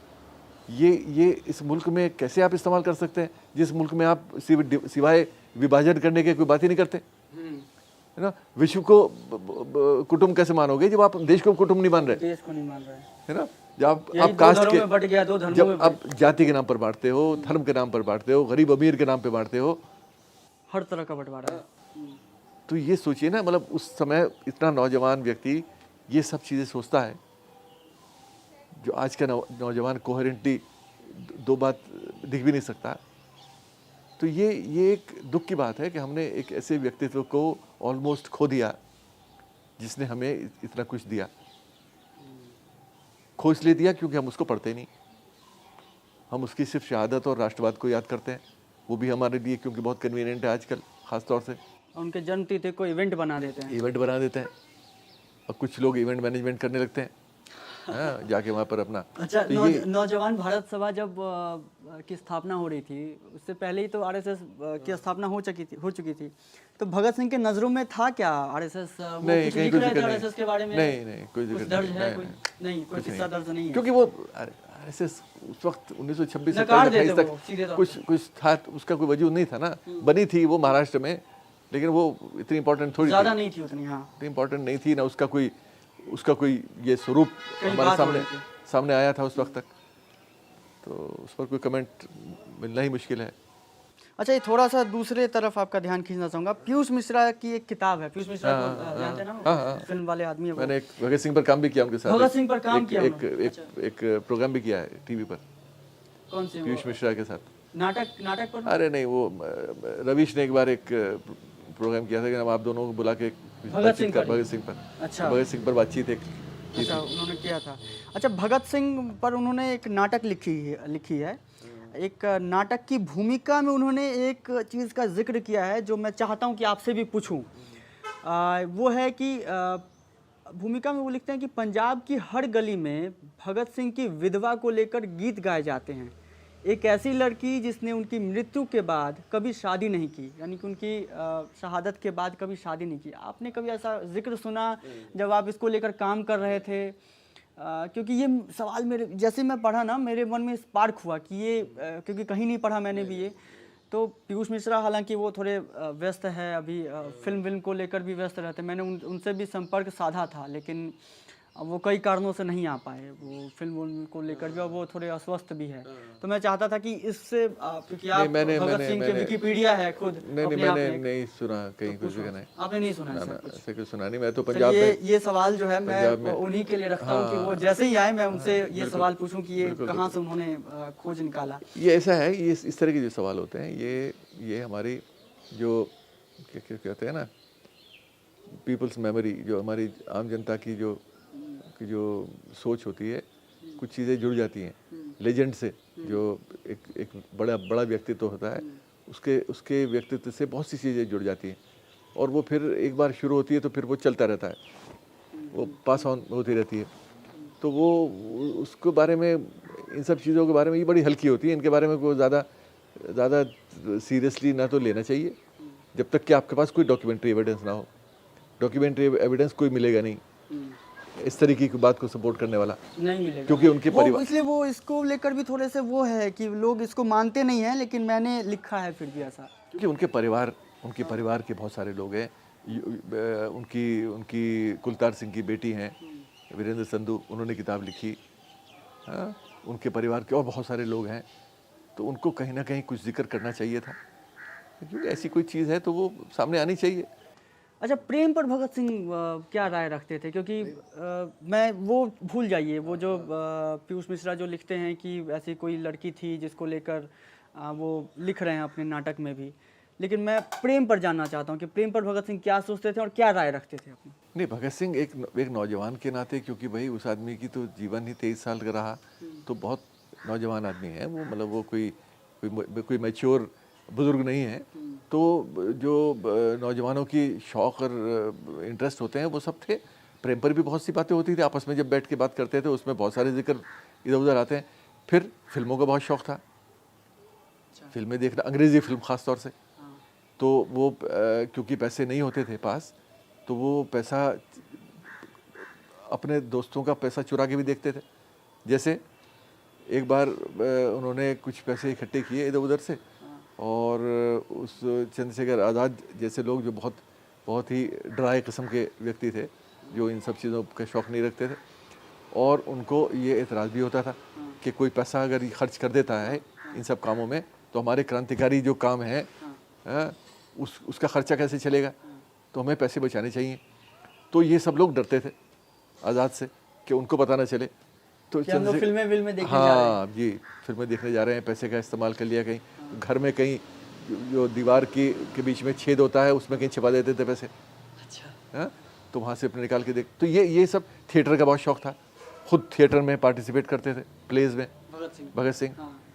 तो ये सब चीज़ें जो आदमी सब ये करता है, तो पगड़ी संभाल जट्टा जो गीत है, ये अजीत सिंह का उनके जो चचा थे, भगत सिंह के चाचा थे अजीत सिंह, जो गदर रेवोल्यूशनरी थे, उनसे जुड़ा है वो। हाँ, उनसे जुड़ा है वो। और क्योंकि वो अजीत सिंह भी एक बड़ा ज़बरदस्त कैरेक्टर है अपने हमारे इतिहास में, क्योंकि उन्होंने किसान आंदोलन शुरू किया पंजाब में। वो भी जुड़े हुए थे गदर पार्टी से जुड़े। और उसके बाद उन्होंने और बहुत सारी संस्थाएं छोटी छोटी बनाई। हिंदू मुस्लिम एकता की बात करते थे उस समय, जब मुस्लिम लीग का गठन हो चुका है और सांप्रदायिकता भी शुरू हो गई है, उस समय वो 1914-15 में ही देश से चले गए, और पूरी ज़िंदगी उन्होंने साउथ अमेरिका, जर्मनी, अमेरिका, यहाँ सब गुजारी, और वहाँ रह के वो देश के लिए, आज़ादी के लिए लड़ाई लड़ते रहे, लोगों को इकट्ठा करते रहे, पैसा भेजते थे इधर उधर। क्रांति को लेकर जो भगत सिंह की जो सोच थी वो परिवार से उन्हें मिल रही थी। मैंने ये अभी कहीं लिखा किसी जगह में, ये चीज़ को लेके, इस किताब के इंट्रोडक्शन में भी है कि भगत सिंह के बारे में जब आप बात करते हैं तो भगत सिंह ने कोई पढ़ लिख के सिर्फ किताबों से राष्ट्रवाद नहीं सीखा। भगत सिंह को राष्ट्रवाद मिला पारिवारिक विरासत के रूप में। जैसे भगत सिंह के चाचा अजीत सिंह गदर रेवोल्यूशनरी, उनकी ज़िंदगी वो देखते रहे, गदर क्रांतिकारी। सरदार किशन सिंह कांग्रेस के वर्कर थे, जेल भी गए, और कांग्रेस से जुड़े थे, गांधीयन थे। स्वर्ण सिंह दूसरे चचा, वो जेल में रहे, जेल में ही उनको टीबी हो गई और उसके बाद बहुत नौजवान छोटी सी उम्र में डेथ भी हो गई। तो ये तीनों लोग भगत सिंह के लिए एक मिसाल थे। तो उन्होंने तो घर से सीखा, घर में देखा कि देश के लिए लड़ना क्या होता है। हाँ, वो लगातार जो क्रांतिकारी भी थे, वो हाँ, गदर पार्टी बिल्कुल, के भी जो बिल्कुल, नेता बिल्कुल। वेता थे वो घर आया जाया करते थे। बिल्कुल, अजीत बिल्कुल। सिंह उनसे हाँ, मिला। हाँ। वो एक किस्सा भी है जो चमन लाल भी जो बता रहे थे, प्रोफेसर चमन लाल, कि कोई एक था कि मिलने आया था उनके पिताजी से, और वो भगत सिंह कुछ बीज रहे थे खेतों में। तो उनसे पूछा भी गया कि क्या बीज रहे, तो बोले कि बंदूकें बीज रहा हूँ, जब फसलें बड़ी हो जाएगी तो इससे अंग्रेज़ी हुकूमत से इसको देश को आज़ाद करवाऊँगा। वो भी है। प्रेम को लेकर मैं बात कर रहा था कि क्या इसको लेकर क्या भगत सिंह कितने स्पष्ट थे प्रेम को लेकर, क्या नज़रिया था उनका। सुखदेव राजगुरु से जब बात, एक दो चिट्ठी में भी मैंने इसका जिक्र सुना, सुखदेव को या राजगुरु को, आप स्पष्ट तरीके से बता पाएंगे उसे, जहाँ पे वो प्रेम को लेकर भी लिख रहे हैं कि ऐसा करके कि सुखदेव या राजगुरु में भूल रहा हूँ, सुखदेव को लिख रहे हैं। तो उसके बारे में ज़रा बताइए कि वो किस तरीके से। सुखदेव ने बहुत सारे सवाल दुर्गा भाभी को लेकर उठाए थे। हाँ, सुखदेव ने ये सवाल कुछ उठाए थे कि भाई भगत सिंह का कुछ प्रेम संबंध है दुर्गा भाभी से, जो भगवती चरण वोरा की पत्नी थी। हाँ, तो ये सब बातें भगत सिंह के बारे में वो सुखदेव ने कुछ कहीं, और उसका जिक्र इनके अपने सर्कल में होता रहता था, जिस पर भगत सिंह ने बड़ी स्पष्ट रूप में क्लैरिफिकेशन भी दिया और अपना दुख भी व्यक्त किया कि मेरा कोई इस तरह का संबंध आप सोच भी नहीं सकते हैं। भाभी की मैं इज्जत करता हूँ, ये करता हूँ, ये सब मिलता है उसके अंदर। तो भगत सिंह के बारे में मुझे नहीं लगता है कि डिटेल में कोई ऐसा प्रेम के ऊपर कोई लिखा भी नहीं है। इधर उधर जिक्र है, क्योंकि उस पर कोई ऐसा ना तो उनके पास वक्त था। कितनी बात करो यार, इतनी कहाँ वक्त है। और 2.5 साल 3 साल तो अंडरग्राउंड निकल गए, है ना। वे उसके बाद सॉन्डर्स के बाद तो वो फिर ओपन जिंदगी तो गुजार ही नहीं पाए, कलकत्ता चले गए। हाँ, तो वो तो सब तो 1928 से लेके 1931 तक, और 1928 तक उम्र थी भगत सिंह की, 1907 में पैदा हुए, लगा लीजिए कितनी थी। तो ये जीवन इतना छोटा था कि उसमें आप ज़्यादा उम्मीद कर भी नहीं सकते। जितना किया वो बहुत किया। और मैं तो जब भी अक्सर बोलता हूँ, मैं अभी लखनऊ में भी उस पर बात किया था कहीं कुछ दिन पहले, तो मैंने ये कहा कि भाई आप लोग जो मैं बोल रहा हूँ, आप ये लोग सोचिए कि उस व्यक्ति के बारे में बात की जा रही है जिस व्यक्ति की टोटल उम्र 23 साल है, 23 साल 4 महीने। हाँ, तो उसने जो कुछ लिखा, जो कुछ कहा, जो कुछ किया, वो इस छोटी सी ज़िंदगी में किया। 6 साल की एक्टिव पॉलिटिकल लाइफ है, उसी में पॉलिटिकल एक्शन भी है, उसी में पॉलिटिकल राइटिंग्स भी हैं, उसी में प्यार मोहब्बत भी है, उसी में परिवार भी है, और सब कुछ उसी में है। तो इस छोटी सी ज़िंदगी से आप कितना उम्मीद कर सकते हैं। अच्छा, भगत सिंह 23 साल के ही थे, कुछ महीने उम्र रही होगी, 23 साल कुछ महीने। आप ऐसे दुनिया में कहीं और ऐसा उदाहरण पाते हैं जिससे भगत सिंह की तुलना की जा सकती हो कि इतनी कम उम्र में इतना क्रांतिकारी सोच, और इतना पढ़ रहा है कोई क्रांतिकारी 23 साल की उम्र में ही दंगों का कारण बता रहा है, उसका समाधान लिख रहा है, मीडिया की आलोचना कर रहा है, मैं नास्तिक क्यों हूँ ये लिख रहा है। हाँ, बिल्कुल। तो आप ऐसा नहीं, नौजवान बहुत लोग हैं, जब जैसे हमारे ये है, अरे साउथ अमेरिकन जिसको अक्सर शे गुवेरा की मिसाल अक्सर दी जाती है। पहन लेते हैं आजकल के नौजवान। बिना सोचे, बिना ये जाने कि ये टी शर्ट पहनने वाला कौन था। हाँ, उसके विचार क्या थे। कई लोग रॉक स्टार बताते हैं। मैं एक जंतर मंतर की एक प्रोटेस्ट साइट पे गया हुआ था, पता ही नहीं है लोगों को। वहाँ पे टी शर्ट पहना हुआ है, वो बोल रहे हैं कि ये कोई रॉक स्टार है, अमेरिकी कोई रॉक स्टार। तो पता ही कुछ नहीं है, तो फैंसी लगता है। हाँ, फैंसी लगता है। तो शे गुवेरा जैसे लोग हैं, वो भी नौजवान थे। अच्छा, दूसरे कवि बहुत सारे English poets, Keats died very young, Shelley died very young. तो ये सब लोग तो 23 साल 24 साल 25 साल की उम्र में सब कुछ कर गए, जिससे भगत सिंह का है। तो ये इस तरह की छोटी ज़िंदगी बहुत लोगों ने पाई, उस छोटी ज़िंदगी में बहुत कुछ किया। तो भगत सिंह, जाहिर है कि हम नहीं कहते हैं कि भगत सिंह अकेले हैं, लेकिन भगत सिंह की जो ज़िंदगी है वो इसलिए महत्वपूर्ण है कि वो उसने एक ऐसे देश में गुजारी ये छोटी ज़िंदगी, और ऐसे साम्राज्यवाद के समय में गुजारी जहाँ कुछ कर पाने का, कुछ लिखने का, कुछ पढ़ने का भी मौका नहीं था, क्योंकि जो पढ़ना होता था वो भी चुरा के पढ़ना होता था, आपको लिटरेचर भी अवेलेबल नहीं था। भगत सिंह जेल में ही लाइब्रेरी बदल दिया था, लाइब्रेरी में बदल दिया था उन्होंने पूरे जेल को। तो और दूसरी चीज़ ये कि भगत सिंह की ज़िंदगी में लाला लाजपत राय जैसे लोगों की भी बड़ी महत्वपूर्ण भूमिका है।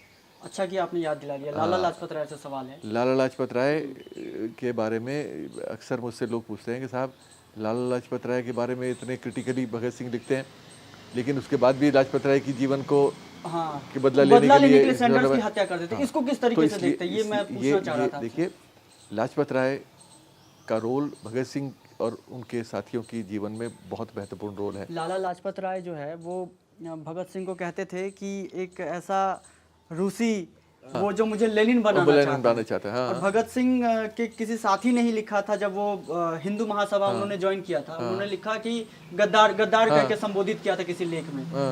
और जिससे इतने मतभेद थे जिसको लेकर, जिस लाला लाजपत राय से, उसी को लेकर फिर आगे जब उनकी हत्या हो जाती है तो उसी का बदला लेने निकल पड़ते हैं भगत सिंह। इसको कैसे देखते हैं? देखिए, भगत सिंह के जीवन में ये आज हम 2021 में बैठ के ये कह सकते हैं कि भगत सिंह के मतभेद थे, और मतभेद हैं भी, पढ़ भी सकते हैं उनको, लेकिन वो मतभेद राजनीतिक मतभेद हैं। भगत सिंह का प्रेम, भगत सिंह की इज्जत लाजपत राय के लिए, उसका एक मुकाम अलग है, क्योंकि लाजपत राय उस समय, अगर आप पंजाब का इतिहास देखें, लाजपत राय के अलावा कोई व्यक्ति नहीं था उस स्टेचर का पंजाब के अंदर। और भगत सिंह ने कहीं लिखा भी है कि हम बहुत बैकवर्ड हैं, हम बहुत बैकवर्ड हैं और स्टेट्स के मुकाबले, देश के और हिस्सों के मुकाबले, है ना। एक कीर्ति में किसी लेख में लिखा था, हाँ, इसी में नेहरू और सुभाष चंद्र बोस पर जब लिखते हैं तो उसमें लिखा कि हम बहुत बैकवर्ड हैं।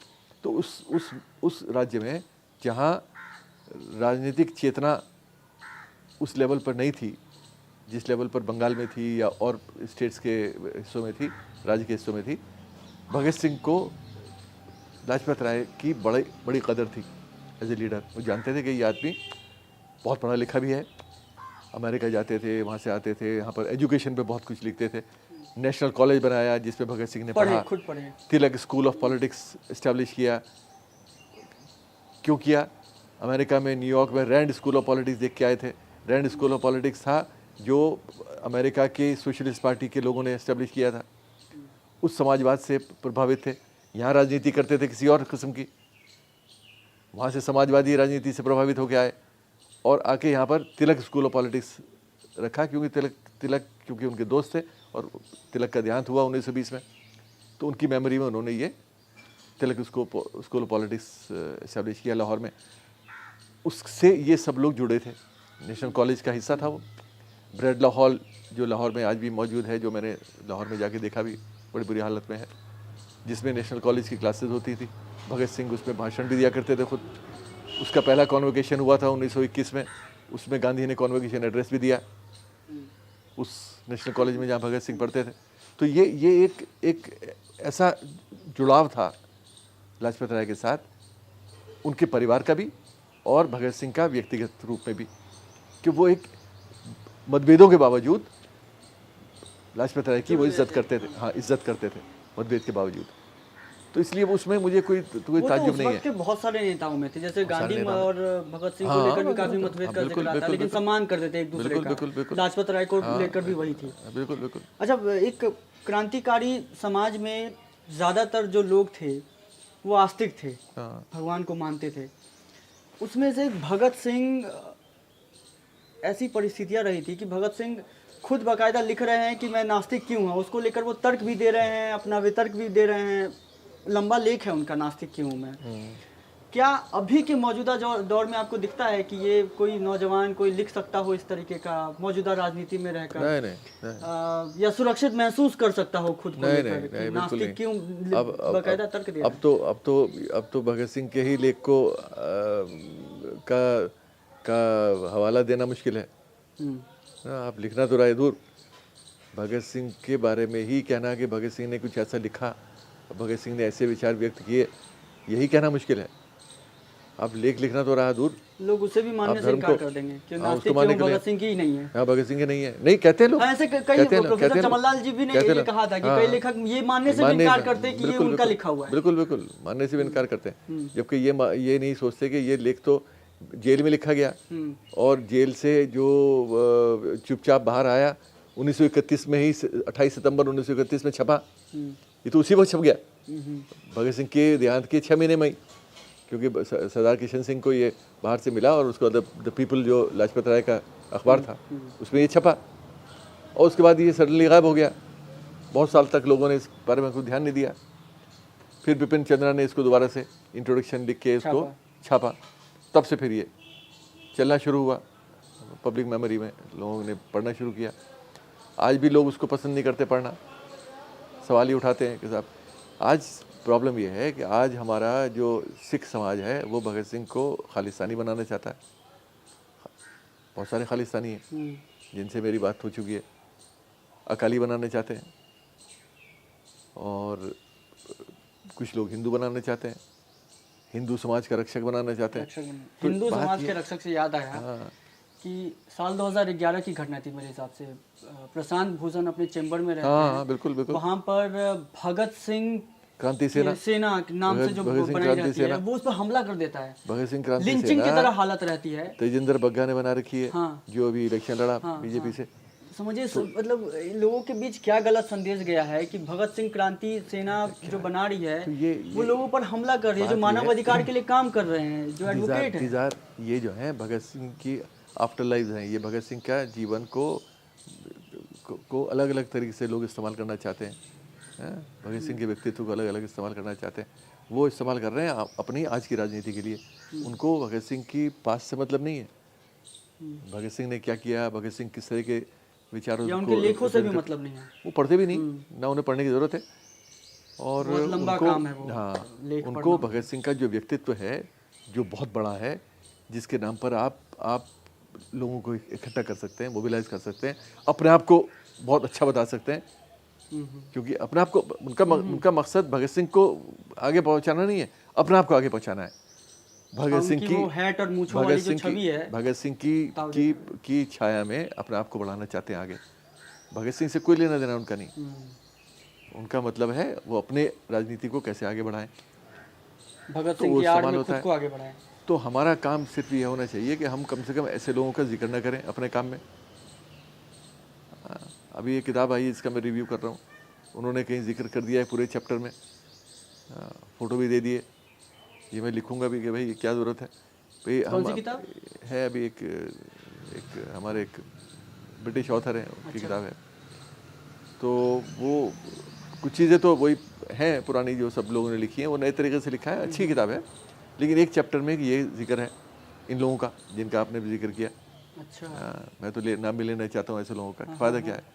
तो इन लोगों का कैसे वो भगत सिंह के नाम का इस्तेमाल कर रहे हैं, अभी उनको जिक्र करके आप क्या करोगे, हमें मालूम है क्यों कर रहे हैं वो, तो हम उनको लेजिटिमेसी प्रोवाइड करते हैं, स्पेस देते हैं उनको स्पेस नहीं देना चाहिए। उनको स्पेस देना, चाहे वो क्रिटिकल स्पेस हो। आप डिस्कस ही क्यों करें ऐसी चीज़ को जो टोटली बेसलेस है। क्योंकि आप क्रिटिकली भी डिस्कस करेंगे तो कम से कम पब्लिसिटी तो हो रही है ना, 4 लोग पढ़ेंगे तो सही। तो आप वो भी नहीं करना चाहिए, क्यों करें। भगत सिंह खुद भी कहते हैं कि आप मेरे लेखों पर अंधाधुंध विश्वास न करें, उसकी भी आलोचना करें। बिल्कुल आलोचना की जगह रहनी चाहिए। बिल्कुल। तो सर, छात्र राजनीति को लेकर खूब हो हल्ला उठता है, खास करके अभी जब दक्षिण पंथ के तरफ से ही लगातार ये आवाज़ें उठाई जा रही है और बोला जा रहा है, खेला जा रहा है ऐसा कि छात्र जो है वो दरअसल विश्वविद्यालय में सिर्फ पढ़ाई करने आते हैं, उन्हें राजनीति से कोई मतलब नहीं रहनी चाहिए। इस पर भगत सिंह क्या सोचते थे, क्योंकि वो भी छात्र राजनीति को लेकर काफी कुछ लिख रहे थे उस जमाने में भी, विश्वविद्यालय में भी जब वो थे उसको लेकर भी सोच विचार कर रहे थे और लेखों में भी दर्ज है। वो क्या छात्र राजनीति के बारे में सोचते थे? मैंने अभी रिसेंटली किसी के लिए लिखा भगत सिंह और राजनीति, भगत सिंह और स्टूडेंट पॉलिटिक्स, और लिखा इसीलिए कि लोग कहते हैं कि साहब जेएनयू के लेके, जामिया को लेके ये सवाल उठते हैं आजकल कि ये छात्र जो हैं राजनीति क्यों करते हैं। लोग ये भूल जाते हैं कि भगत सिंह जैसे लोग, और भगत सिंह ही नहीं, भगत सिंह के सारे साथी, ये सब नौजवान थे, सब छात्र भी थे, और जब उन्होंने फैसला किया अंग्रेज़ों के ख़िलाफ़ लड़ाई का, तो वो फैसला तो एज ए स्टूडेंट किया है? और जब नौजवान भारत सभा बनाई तो ये भी नौजवानों की सभा थी, उसमें जितने भी उसके सदस्य थे वो सब नौजवान थे, और जो नौजवान थे वो छात्र भी थे, तो इसलिए उसमें तो कोई। अच्छा, दूसरी चीज़ जो लोग जब पलट के जवाब देते हैं कि साहब वो तो अंग्रेज़ों के ख़िलाफ़, साम्राज्यवाद के ख़िलाफ़ लड़ाई थी, तो आज तो हालात वो नहीं है। भगत सिंह ने अपने लेखों में बार बार ये कहा है कि हमारी लड़ाई सिर्फ अंग्रेज़ों के ख़िलाफ़ नहीं है, हमारी लड़ाई उस सिस्टम से है जो सिस्टम शोषण फैलाता है, जो सिस्टम असमानता को सपोर्ट करता है, उस सिस्टम के खिलाफ लड़ना है हमको। वो सिस्टम चाहे अंग्रेज चलाएं या अंग्रेज या काले मिलके चलाएं या सिर्फ अकेले काले लोग चलाएं।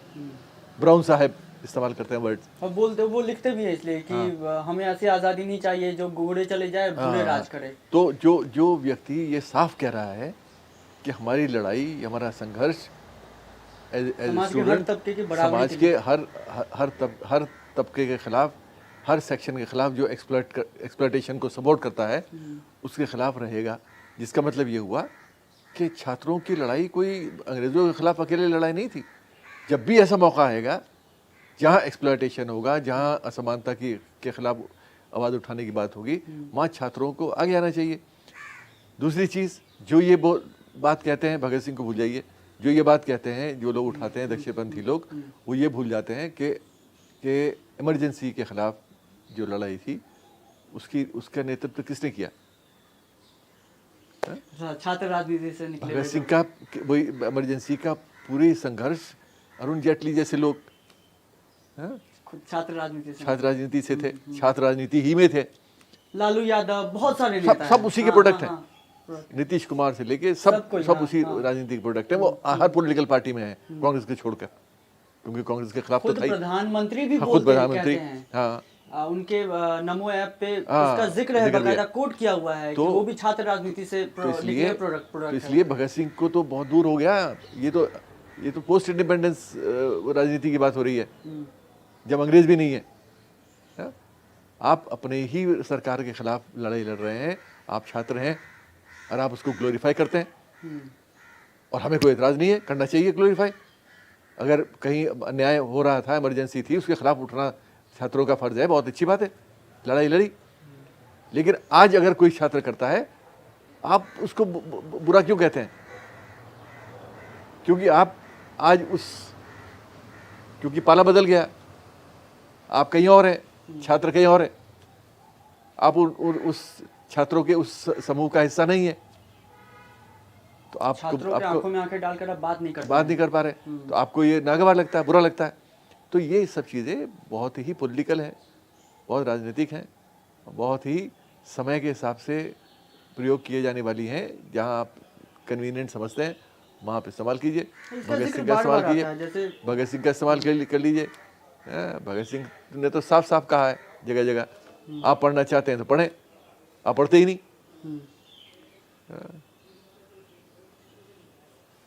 अच्छा, इसका जिक्र बार बार भी आता है, जेएनयू का मसला हो, जब जेएनयू का आता है उस वक्त होता है। अभी जामिया का रिसेंटली हमने देखा, उसमें भी कहा गया कि अगर छात्र जो है वो विश्वविद्यालय में पढ़ने आते हैं उन्हें वही करना चाहिए। लेकिन दूसरे सवाल की तरफ अगर मैं बढ़ूं और ये पूछना चाहता हूँ आपसे कि डीयू में भी एक बार एक सिलेबस में, एक किताब में भगत सिंह को आतंकवादी शब्द का इस्तेमाल किया जिस पर आपने भी आपत्ति दर्ज की थी, खूब विवाद हुआ, उसके बाद हटा लिया गया। लेकिन भगत सिंह ने खुद को आतंकवादी कहा था, बिल्कुल। और बाद में हालांकि वो इसका स्पष्टीकरण भी देते हैं कि मैं आतंकवादी नहीं हूँ, मैं क्रांतिकारी हूँ। एक कोट है उनका, मैं पढ़ना भी चाहूँगा। मैं आतंकवादी नहीं हूँ, मैं क्रांतिकारी हूँ, जिसके पास कार्यक्रम के बारे में एक विस्तृत सुनिश्चित विचार है जिसकी हम चर्चा कर रहे हैं। मैं ना आतंकवादी हूँ, ना ही आतंकवादी कभी था। अपने क्रांतिकारी जीवन की शुरुआत में कभी रहा हूँ, तो वो बात दूसरी है। तो ये कोट है उनका, भगत सिंह जो खुद को क्रांतिकारी कहने के ऊपर जो स्पष्टीकरण देते हैं। इस पर क्या कहेंगे कि कौन सी परिस्थितियां थी जिस पर वो खुद को एक बार आतंकवादी बता रहे हैं, बाद में इसी का सफाई भी दे रहे हैं कि नहीं मैं आतंकवादी नहीं हूँ, दरअसल मैं क्रांतिकारी हूँ। आप सफाई वो मैंने अभी शुरू में भी कहा कि भगत सिंह का जो शुरू का जीवन है उसमें भगत सिंह एक नौजवान है, एक नौजवान की तरह नहीं, धन्यवाद आपका। एक नौजवान की तरह बहुत सारी चीज़ें थी जो जीवन में की, और उसमें कुछ ऐसी गतिविधियां थी जो उनको आप आतंकवाद कह सकते हैं। भगत सिंह ने खुद कहा कि भाई सॉन्डर्स को मारना तो वो चलिए उसको आतंकवाद कह दीजिए, लेकिन ये फेज बहुत छोटा था। दूसरी चीज़ जिसको हाथों हाथ ले लिया गया। दूसरी चीज़ ये है कि एक तो मैं किसी भी हिंसा को जस्टिफाई नहीं कर रहा हूँ, और न भगत सिंह ने किया। जो अपना to make the deaf hear जो पैम्फलेट था, उसमें उन्होंने कहा कि भाई हमने जो जान ली वो उस पर हमें दुख है, और हर इंसान की जान की कीमत है और वैल्यू है। तो इसलिए मैं उसको जस्टिफाई नहीं कर रहा हूँ, मैं भी नहीं कर रहा हूँ। लेकिन एक तो टारगेटेड किलिंग होती है जब आप किसी व्यक्ति को से बदला लेना चाहते हैं, बदले की भावना से मारना चाहते हैं, जो नहीं होना चाहिए, वो भी नहीं होना चाहिए। एक आतंकवाद होता है जब आप बाजार में बम फोड़ते हैं, आप फेसलेस लोगों को मारते हैं जिनको आप ये भी नहीं जानते कि वो व्यक्ति है कौन। ये आतंकवाद है जब आप दहशत फैलाना चाहते हैं, आप बाजार में बम फोड़ेंगे जो दहशत फैलेगी पूरे शहर में। तो ये आतंकवाद एक दूसरी किस्म का आतंकवाद है, जहाँ जिसको सही माने में आतंकवाद कहा जा सकता है, और जिसको आज आतंकवाद कहा जा रहा है, जिसको भगत सिंह के जो आतंकवाद कहा गया, जो भगत सिंह ने खुद अपने आप को आतंकवादी कहा, उससे जोड़ने की कोशिश करते हैं लोग। बात यह है जब तक कि ये आतंकवाद नहीं आया था जो आज आतंकवाद पूरी दुनिया में फैला है, जिसकी परिभाषा कुछ और है उस वक्त, तब तक भगत सिंह के बारे में आतंकवाद की किसी ने बात नहीं की। भगत सिंह के परिवार ने कभी नहीं की। भगत सिंह के तो भाई जिंदा थे, उनकी माँ जिंदा थी, भाई जिंदा थे, किसी ने कुछ जिक्र नहीं किया कभी। विपिन चंद्रा ने 1973 में आर्टिकल लिखा था बड़ा लंबा चौड़ा, ideological foundations of revolutionary terrorist ये वर्ड इस्तेमाल किया, किसी ने एतराज़ नहीं किया। तो उस समय टेररिज्म की परिभाषा ऐसी नहीं थी जो आज है। आज किसी को टेररिस्ट कहिए तो इससे बड़ी गाली को है नहीं, कुछ नहीं है ना। तो ये बातें आज के ज़माने में कहना ठीक नहीं है, और आज के कॉन्टेक्स्ट में भगत सिंह को आतंकवाद की परिभाषा ही बदल गई है। सबसे पहले भाई बदल गई। तो बात यह है कि आज जो भगत सिंह को आतंकवादी अगर लिखना चाहते हो तो नहीं लिखना चाहिए, क्योंकि आज की परिभाषा अलग है। अब वो और खुद भी इसको लेकर बोल रहे हैं कि मैं आतंकवादी नहीं हूं। और किसी टेक्स्ट बुक में कभी रहा भी होगा तो उस पर हमें इतना इमोशनल रिएक्शन नहीं होना चाहिए। कोई ज़रूरत नहीं है। इमोशनल आप होइए उन चीज़ों पर जिन पर होना चाहिए। जैसे भगत सिंह को भूले हुए, भगत सिंह ने क्या लिखा, क्या विरासत छोड़ी, उस पर दुख होना चाहिए, उस पर रिएक्ट करो, उस पर नहीं करेंगे। 404 पन्नों की उनकी जो जेल नोटबुक है, उसी को अगर पढ़ ले, उसको पढ़िए, तो काफी सारी चीजें स्पष्ट हो जाएंगी। तो जो चीज़ों पर नाराज होना चाहिए उन पर आप नहीं होते हैं, क्योंकि उस पर वो मुश्किल काम है। ये बड़ा कन्वीनियंट है, क्योंकि इस पर आप किसी और को ब्लेम कर रहे हैं कि फला आदमी ने भगत सिंह को आतंकवादी कह दिया, आप खड़े हो गए झंडा लेकर। अरे भाई, भगत सिंह के हमदर्द हो तो भगत सिंह ने जो लिखा है वो तो पढ़ो पहले, वहाँ पे आपको आतंकवाद के बारे में पता चल जाएगा अगर आप पढ़ेंगे तो यही है। मतलब आप क्या। अच्छा, गांधी और भगत सिंह को लेकर हमेशा दोनों को समानांतर खड़ा किया जाता है, एक दूसरे के बरक्स खड़ा किया जाता है। मैं कहूँगा कि अगर आप गांधी की बात कर रहे हैं तो उस पर कहा जाता है कि भगत सिंह को लेकर, या भगत सिंह की अगर आप बात कर रहे हैं तो उस पर कहा जाता है कि गांधी का विरोध करिए। क्या हम दोनों को समान बक्से में नहीं रखकर देख सकते हैं, समान खांचे में रखकर नहीं देख सकते हैं? दूसरा सवाल इसमें मैं जोड़ूंगा कि क्या ये भी तर्क दिया जाता है, आप व्हाट्सएप यूनिवर्सिटी कह लीजिए या दूसरे जगहों पर, कि गांधी ने भगत सिंह को बचाने का प्रयास नहीं किया, गांधी अगर चाहते तो भगत सिंह को बचा सकते थे। ये कितना सही है आखिर? मतलब इसको लेकर जो बहस इतिहास में भी होता रहा है, जब गांधी भगत सिंह के फांसी होने के बाद जब जगहों पर गए, कुछ जगहों पर तो उन्हें काले झंडे दिखाए गए, काली पट्टी दिखाई गई, उस वक्त भी होता था, अभी भी इसको लेकर हो रहा है। इस पर क्या कहेंगे आप? ऐसा है कि पहली बात तो भगत सिंह और गांधी बाइनरी की तरह नहीं देखना चाहिए। हाँ, वो नहीं देखना चाहिए, क्योंकि दोनों लोगों का कॉमन ऑब्जेक्टिव था कि वे देश की आज़ादी, देश आज़ाद होना चाहिए। अच्छा, दूसरा ये कि भगत सिंह के अपने जीवन में गांधी का एक बड़ा महत्व है, जो बार बार उन्होंने लिखा भी है। अपना राजनीतिक जीवन शुरू किया गांधी से, उनके परिवार से गांधी का बड़ा संबंध है। हमारे उनके पिताजी तो इंडियन नेशनल कांग्रेस के मेंबर थे और उसमें बाकायदा भाग लेते थे और जेल भी गए। लेकिन उनके विचारों में मतभेद हो सकता है। वो मतभेद उस समय भी था जब भगत सिंह जीवित थे, और वो पत्राचार के थ्रू अपने क्लैरिफिकेशंस करते थे, एक दूसरे की चीज़ों का जवाब देते थे, पत्र लिखते थे। गांधी ईमानदारी से उन पत्रों को अपने यंग इंडिया में छापते थे। तो ये एक डिबेट एक सिविल प्लेटफॉर्म पर, एक सभ्य समाज में जैसे होनी चाहिए, वो डिबेट होती थी। जहाँ तक, इसलिए हम उनको बाइनरी की तरह हमें देखना नहीं चाहिए। वो बेकार की चीज़ है। अगर भगत सिंह की बात कर रहे हैं तो गांधी का विरोध करना ही ऐसा नहीं होना चाहिए। ऐसा कुछ नहीं होना चाहिए। वो गलत है, जो करता है वो गलत है। दूसरी चीज़, भगत सिंह को बचाने की कोशिश नहीं की, ये एक बहुत बड़ा सवाल है जो बार बार, इसका जवाब देना बड़ा मुश्किल है। मैंने भी अपनी किताब में कुछ ढुलमुल कहने की बात कोशिश की, जो कुछ मुझे मिला सोर्सेस, उनको एक्सप्लेन करने की कोशिश की। वीएन दत्ता साहब ने कुछ किताब लिखी थी, छोटी सी, गांधी और भगत सिंह, उसमें उन्होंने कुछ जवाब देने की कोशिश की अपने लेवल पर।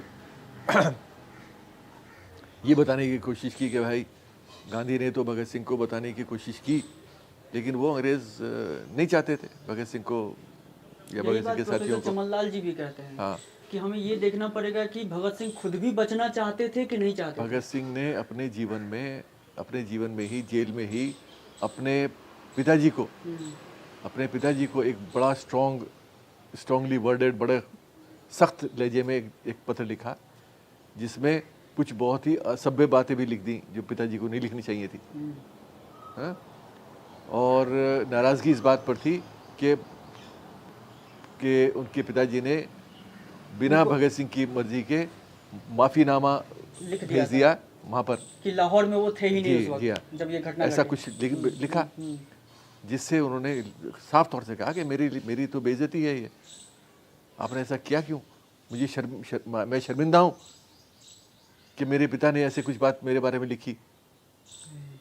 मैं मरना चाहता हूँ, मैं इसलिए मरना चाहता हूँ क्योंकि हमारे देश की जो माएँ हैं, वो मेरी मिसाल सामने रख के बहुत सारे और भगत सिंह पैदा करें इस मुल्क में, जो अंग्रेज़ों से लड़ाई लड़ें ना। तो मेरा जीवन तो ख़त्म होना है, देश के लिए ख़त्म होना है, मैं अपने आप को बचाना ही नहीं चाहता हूँ। तो मेरा तो फैसला है ये। तो ये तो भगत सिंह का अपना व्यक्तिगत विचार है। गांधी ने इसलिए नहीं बचाया या कोशिश नहीं की, अगर हम मानते हैं ये कि भगत सिंह मरना चाहते थे, ये कोई मतलब नहीं था। बात ये है कि गांधी ने, जब ये बातचीत हो रही थी, उस बातचीत में ये इसके रिकॉर्ड्स हैं, मौजूद हैं, कि अंग्रेज़ों ने, लॉर्ड इरविन ने और सरकार ने ये बात तय कर ली थी कि जो पॉलिटिकल प्रिजनर्स के रिलीज़ करने की बात होगी, तो कई हज़ार जो पॉलिटिकल प्रिजनर्स, क्योंकि वो तो 1931 सिविल डिसोबीडियंस मूवमेंट के बाद बहुत लोग गिरफ्तार हुए थे ना पूरे देश में, वो सब जेलें भरी हुई थी, उनको छुड़ाने की बात थी। उन पर बातचीत सिर्फ तब होगी जब आप इन कुछ लोगों को जो आतंकवाद के उसमें बंद हैं, उनको छुड़ाने की बात नहीं करेंगे। तो ये उन बातचीत का हिस्सा ही नहीं था। अच्छा। और गांधी पर बड़ा दबाव डाला गया कि आप अगर बातचीत शुरू करेंगे तो इन लोगों के बारे में बातचीत नहीं होगी। तो ये तो एजेंडे में ही नहीं था। बाहर स्टेटमेंट्स प्रेस में इधर उधर गांधी जी भी देते रहे और लोग कहते रहे, लेकिन फिर भी गांधी कोशिश कर रहे थे अपने तरीके वो से। अपने लेवल पर कोशिश होती रही, लेकिन फॉर्मली अंग्रेजों की शर्त थी कि ये इस पर बातचीत नहीं होगी, तभी आज़ाद हो सकते हैं बाकी लोग। तो ये सब चीज़ें थी। अच्छा, मेरा अपना व्यक्तिगत मामला ये है, मैं अक्सर ये कहता हूँ कि भगत सिंह का चला जाना हमारे देश के लिए, उस समय के देश के लिए भी और आज भी, और भगत सिंह के लिए भी, भगत सिंह की मेमोरी और भगत सिंह की याद के लिए भी बहुत कहीं बेहतर है। आज भगत सिंह जिंदा होते, जैसे और बहुत सारे हमारे स्वतंत्रता सेनानी, क्रांतिकारी भी नहीं, स्वतंत्रता सेनानी जिंदा हैं और पेंशन पा रहे हैं सरकार से, वो भी पेंशन पा रहे होते, ना तो हम उनका ये लेख पढ़ते, ना उनकी प्रिजन डायरी पढ़ते, ना उसमें कोई इंटरेस्ट होता। वो इंटरेस्ट तो सिर्फ इसलिए हुआ कि उस आदमी ने अपना जीवन न्यौछावर किया, एक नौजवान। इसलिए हम बार बार पलट पलट के जाते हैं उनकी सारी राइटिंग्स पर और महत्व देते हैं, जो कुछ लिखा, जो कुछ कहा। तो ये तो एक ब्लेसिंग इन डिस्गाइज है कि उस आदमी ने देश पर अपनी जान निछावर करके एक बड़ा व्यक्तित्व पैदा किया, है ना, लार्जर देन लाइफ बड़ा व्यक्तित्व पैदा किया, जिसको हम आज बार बार याद करते हैं। तो इसलिए भगत सिंह का बचना कोई बहुत बड़ी बात नहीं थी, मतलब बच जाते तो क्या होता। यार एक व्यक्ति के जीवन बदलता, उसके परिवार से पूछिए, वो अलग बात है। अच्छा, भगत सिंह इसको लेकर भी लिख रहे थे कि यहाँ से उनकी शहादत बहुत ज़रूरी है। क्योंकि जो जिस तरीके से क्रांतिकारी जो समूह था उसको लेकर, या जो नौजवान थे जो भगत सिंह को अपना आइकन मानते थे उस वक्त, वो पूरे तरीके से ये थे कि अगर गुस्से में थे, मतलब क्रोधित थे उसको लेकर, तो वहां से अगर भगत सिंह की फांसी अगर रुक भी जाती तो वो हो सकता था कि उस तरीके से काम नहीं करती जैसा भगत सिंह चाह रहे थे। भगत सिंह इसको लेकर भी लेखों में भी वो कर रहे हैं कि अभी जो क्रांति की जो लहर दौड़ रही है भारत के रगों में, वो भविष्यवाणी भी करते हैं कि 15 साल में देश जो है वो इससे ज़्यादा नहीं चलने वाला, इससे 15 साल में देश आज़ाद हो जाएगा, जो कि सच भी साबित हुई कई मायनों में। अच्छा, भगत सिंह के साथ जो दूसरे जो नेता थे उस वक्त, जो नेहरू थे या सुभाष चंद्र बोस थे, उसको लेकर क्या है, मतलब कैसे संबंध थे, और भगत सिंह की फांसी के बाद इन नेताओं ने कैसे अपना विरोध दर्ज करवाया? बोस तो हालांकि कोशिश कर ही रहे थे, भगत सिंह की फांसी के पहले भी उन्होंने दिल्ली में भी एक सभा का आयोजन किया था जहां पे वो लगातार विरोध कर रहे थे। नेहरू भी अपनी आपत्ति दर्ज करवा चुके थे गांधी के समक्ष और प्रेशर डाल रहे थे लगातार। तो इनसे कैसे संबंध थे? वो बोस से भगत सिंह की क्या बातचीत होती थी? मुझे तो ये कहीं ऐसा नहीं मिलता है कि भगत सिंह से बोस की मुलाकात कभी हुई होगी, तो ऐसा कोई रिकॉर्ड नहीं है। लेकिन भगत सिंह ने, जो इस किताब में भी है, भगत सिंह ने एक बहुत ही सुंदर एक आर्टिकल लिखा 1928 में, कांग्रेस के नए नेताओं के अलग अलग विचार। इसमें है क्या ये? हाँ, इसमें है। इंकलाब। हाँ, इसमें है।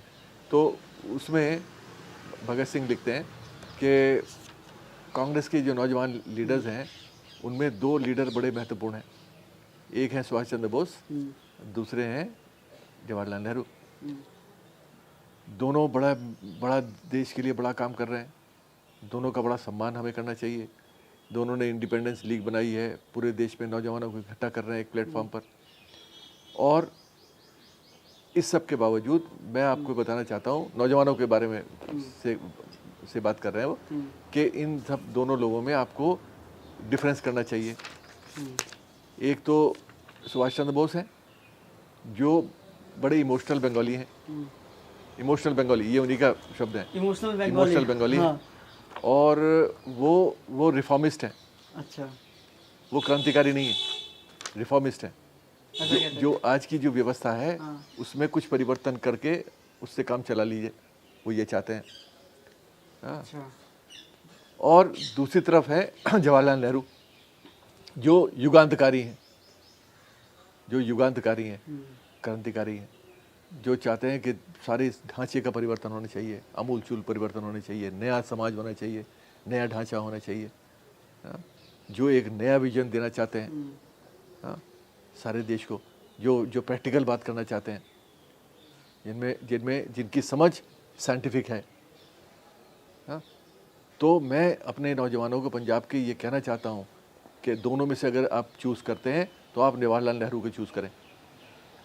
जवाहरलाल नेहरू की व्यक्तित्व से सीखने की कोशिश करें, उसको अपना लीडर मानने की कोशिश करें। ये 1928 का, जबकि भगत सिंह कांग्रेस की आलोचना भी करते हैं। हाँ, कई लेखों में कांग्रेस की आलोचना बहुत जगह है। हाँ। बात यह है कि नेहरू की वो दूरदर्शी मानते चलिए नेहरू के बहुत सी चीज़ें कॉमन है, जैसे साइंटिफिक सोच, साइंटिफिक टेम्पर ना, वैज्ञानिक सोच, इसके बारे में वाई मैंने थी इसमें नास्तिक क्यों हूँ, उसमें भगत सिंह ने लिखा है। क्योंकि अगर आप मैं नास्तिक क्यों हूँ पढ़ें, मैं नास्तिक क्यों हूँ कोई सिर्फ भगवान के खिलाफ एक कोई बहुत सारी चीजें प्रोपेगेंडा नहीं है, हाँ, लेख में, वो हाँ। बहुत चीज़ें उसमें, बहुत सी चीज़ें कही हैं उसमें। तो वो एक डॉक्यूमेंट है जिसमें साइंटिफिक टेम्पर की बात होती है, जिसमें वैज्ञानिक सोच की बात हो रही है, जिसमें रूढ़िवाद के खिलाफ बात हो रही है, उसमें जो पुरानी हमारी परंपराएं हैं उनको उखाड़ फेंकने की बात हो रही है, नया भारत बनाने की बात करते हैं। तो ये सब चीज़ें, फिर ये आइडल वर्शिप की बात हो रही है।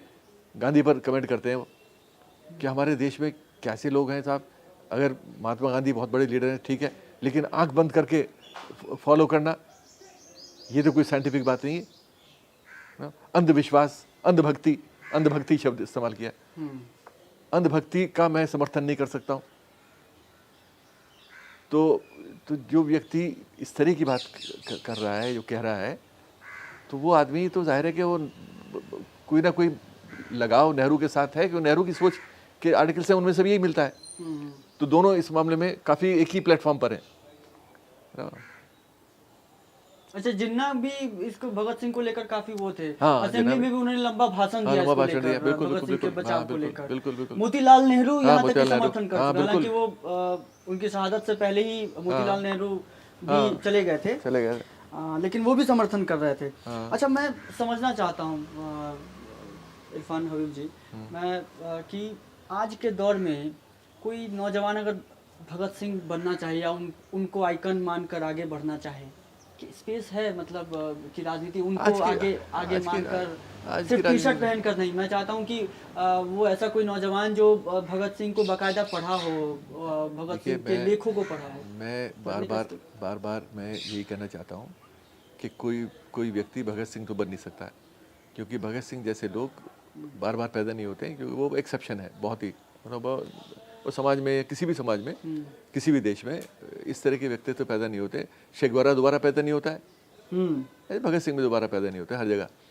बात यह है, हमें ज़रूरत भी नहीं है भगत सिंह पैदा करने की, क्योंकि हमें ऐसी माएँ भी नहीं है आज जो भगत सिंह जैसी बच्चे पैदा करें, सेक्रीफाइस जिनको जो निछावर कर दें देश पर। वो समाज हमारा बदल गया है। इसलिए ये कहावत आज तक मशहूर है कि पड़ोसी के घर में भगत सिंह पैदा हुआ, हमारे घर में। बिल्कुल, तो वही है, वही मैं हिंट करने की कोशिश कर रहा हूँ। बात यह है कि नौजवानों को अपने जीवन में भगत सिंह ने जो कहा, जो लिखा, जो बात पहुँचाने की कोशिश की, उन बातों का 50% ही अपने जीवन में संभालें, अपना लें या आगे बढ़ाएं। वही एक बहुत बड़ा श्रद्धांजलि है हमारे लिए। बात यह है कि हम वो भी नहीं करते। हम 23 मार्च को माल्यार्पण करना बंद कर दें, मुझे उसमें कोई दिलचस्पी नहीं है। क्या करोगे उसका? करो, लेकिन उसके साथ साथ पूरे साल भी तो कुछ करो। भगत सिंह क्रांति की सेना बनाने से तो काम नहीं चलता है। भगत सिंह के सिद्धांत कहाँ गए? बात यह है कि आपको कोई सेना बनाने की जरूरत नहीं है। आप सिर्फ अपनी ज़िंदगी में व्यक्तिगत रूप से, मतलब मैं कोई प्लेटफॉर्म की ज़रूरत भी नहीं। हर नौजवान अगर व्यक्तिगत रूप से अपने जीवन में उन प्रिंसिपल्स को फॉलो करना शुरू करे जो भगत सिंह ने छोड़े, उसी से बहुत कुछ सुधार हो जाएगा। जैसे सांप्रदायिकता से दूर हो जाइए, छूत को छोड़ दीजिए, गरीब अमीर की दूरी दूर करने की कोशिश कीजिए। तो अगर जीवन में आप, प्रेस कितनी जिम्मेदार है, अगर आप प्रेस में हैं तो भगत सिंह ने उस पर लिखा है आलोचना करते हुए, काफी तो आलोचनात्मक उसमें ढंग से उसमें आप उन्होंने उसमें आप लिखा ये नो ना सीखो ना कि पत्रकारिता कैसी होती है। है। वही लेख अगर आज के मीडिया वाले जितने भी एंकर वैंकर है रात के 9 बजे जो आते हैं ठीक वो है, पढ़ ले पढ़ ले। भगत सिंह जो आलोचना कर रहे हैं बिल्कुल, बगले बिल्कुल, झांकने लगेंगे। बिल्कुल यही तो है ना। तो ये सब चीज़ें हैं जो जो करने की हैं। मुझे नहीं लगता कि भगत सिंह पैदा करने की ज़रूरत है इस देश में, या भगत सिंह पैदा हो सकता है, लेकिन भगत सिंह के जो जीवन है उसको हम जी सकते हैं। हाँ, वही अपने आप को हम कमिट कर लें कि हम भगत सिंह ने जो कहा है उसका 50% भी हम अपनी ज़िंदगी में फॉलो कर लें। जहाँ जहाँ भी हम जो जो काम करते हैं उसी से बहुत कुछ हो सकता है। अच्छा, आपको नहीं लगता कि भगत सिंह को मुख्य धारा की राजनीति ने भी खूब नज़रअंदाज किया है कि सिर्फ यही कर देना कि भगत सिंह की जयंती या 23 मार्च के दिन कोई एक बड़ा सा कार्यक्रम कर लिया जाए, भाषणबाजी कर लिया जाए और सालों भर आप नज़रअंदाज करते आए। वो ये बड़ी सुविधा की राजनीति है ना, इसमें कुछ करना नहीं पड़ता। वही तो मैं बार बार कह रहा हूँ कि हम ये सब चीज़ बंद करेंगे, इससे कुछ हासिल नहीं होता है। आप जाते हैं लड्डू खा के ताली बजा के आप निकल आते हैं, फिर अगले साल का इंतजार करते हैं 23 मार्च का, तो उससे कुछ होता नहीं है। और इधर से सुना उधर से निकाल दिया, कोई अच्छी बातें अगर किसी ने कही भी हैं तो बात यह है कि आप उनको फॉलो करें, सुने। लेकिन बात यह है कि एक भगत सिंह क्या, बहुत सारी चीज़ें हैं जो हम भुलाए हुए हैं। भगत सिंह अकेले नहीं है, बहुत सारे चीज़ें हैं जो हमें करनी चाहिए जो नहीं हो रही। तो एक भगत सिंह से अकेले क्या शिकायत करें? भगत सिंह को लेकर ही क्यों हम मायूस हों? बहुत सारी चीज़ें हैं जो नहीं हो पा रही हैं। जैसे भारत की उन्होंने कल्पना की थी। हाँ, बहुत सारी चीज़ें हैं, बिल्कुल। आधार भी नहीं रखा जा रहा है। अच्छा, भगत सिंह खूब पढ़िए, जैसा कि सर भी बता रहे हैं कि भगत सिंह को लेकर अध्ययन कीजिए। खुद भगत सिंह की जो अध्ययन सूची है वो इस किताब में भी दी हुई है, जो अगर आप देख सकते हो अपने फ्रेम में। जो लगातार 20-25 किताबों का जिक्र मिलता है, लेखकों का जिक्र मिलता है, और कितना वास्ट था, मतलब कितना ज़्यादा रूस से लेकर फ्रांस, जर्मनी, सोवियत, कहाँ कहाँ तक का उन्होंने किताबें पढ़ी। जेल में जब भी उनसे कोई मिलने आता था वो किताबों के लिए बोल आते थे कि किताब लेते आना मेरे लिए। अपने आखिरी दिन में भी वो लेनिन की किताब ही पढ़ रहे थे। आखिरी पन्ना उनका जो लेनिन की किताब से ही मिलता है। मैं आखिरी सवाल और यहीं पर ख़त्म करूँगा।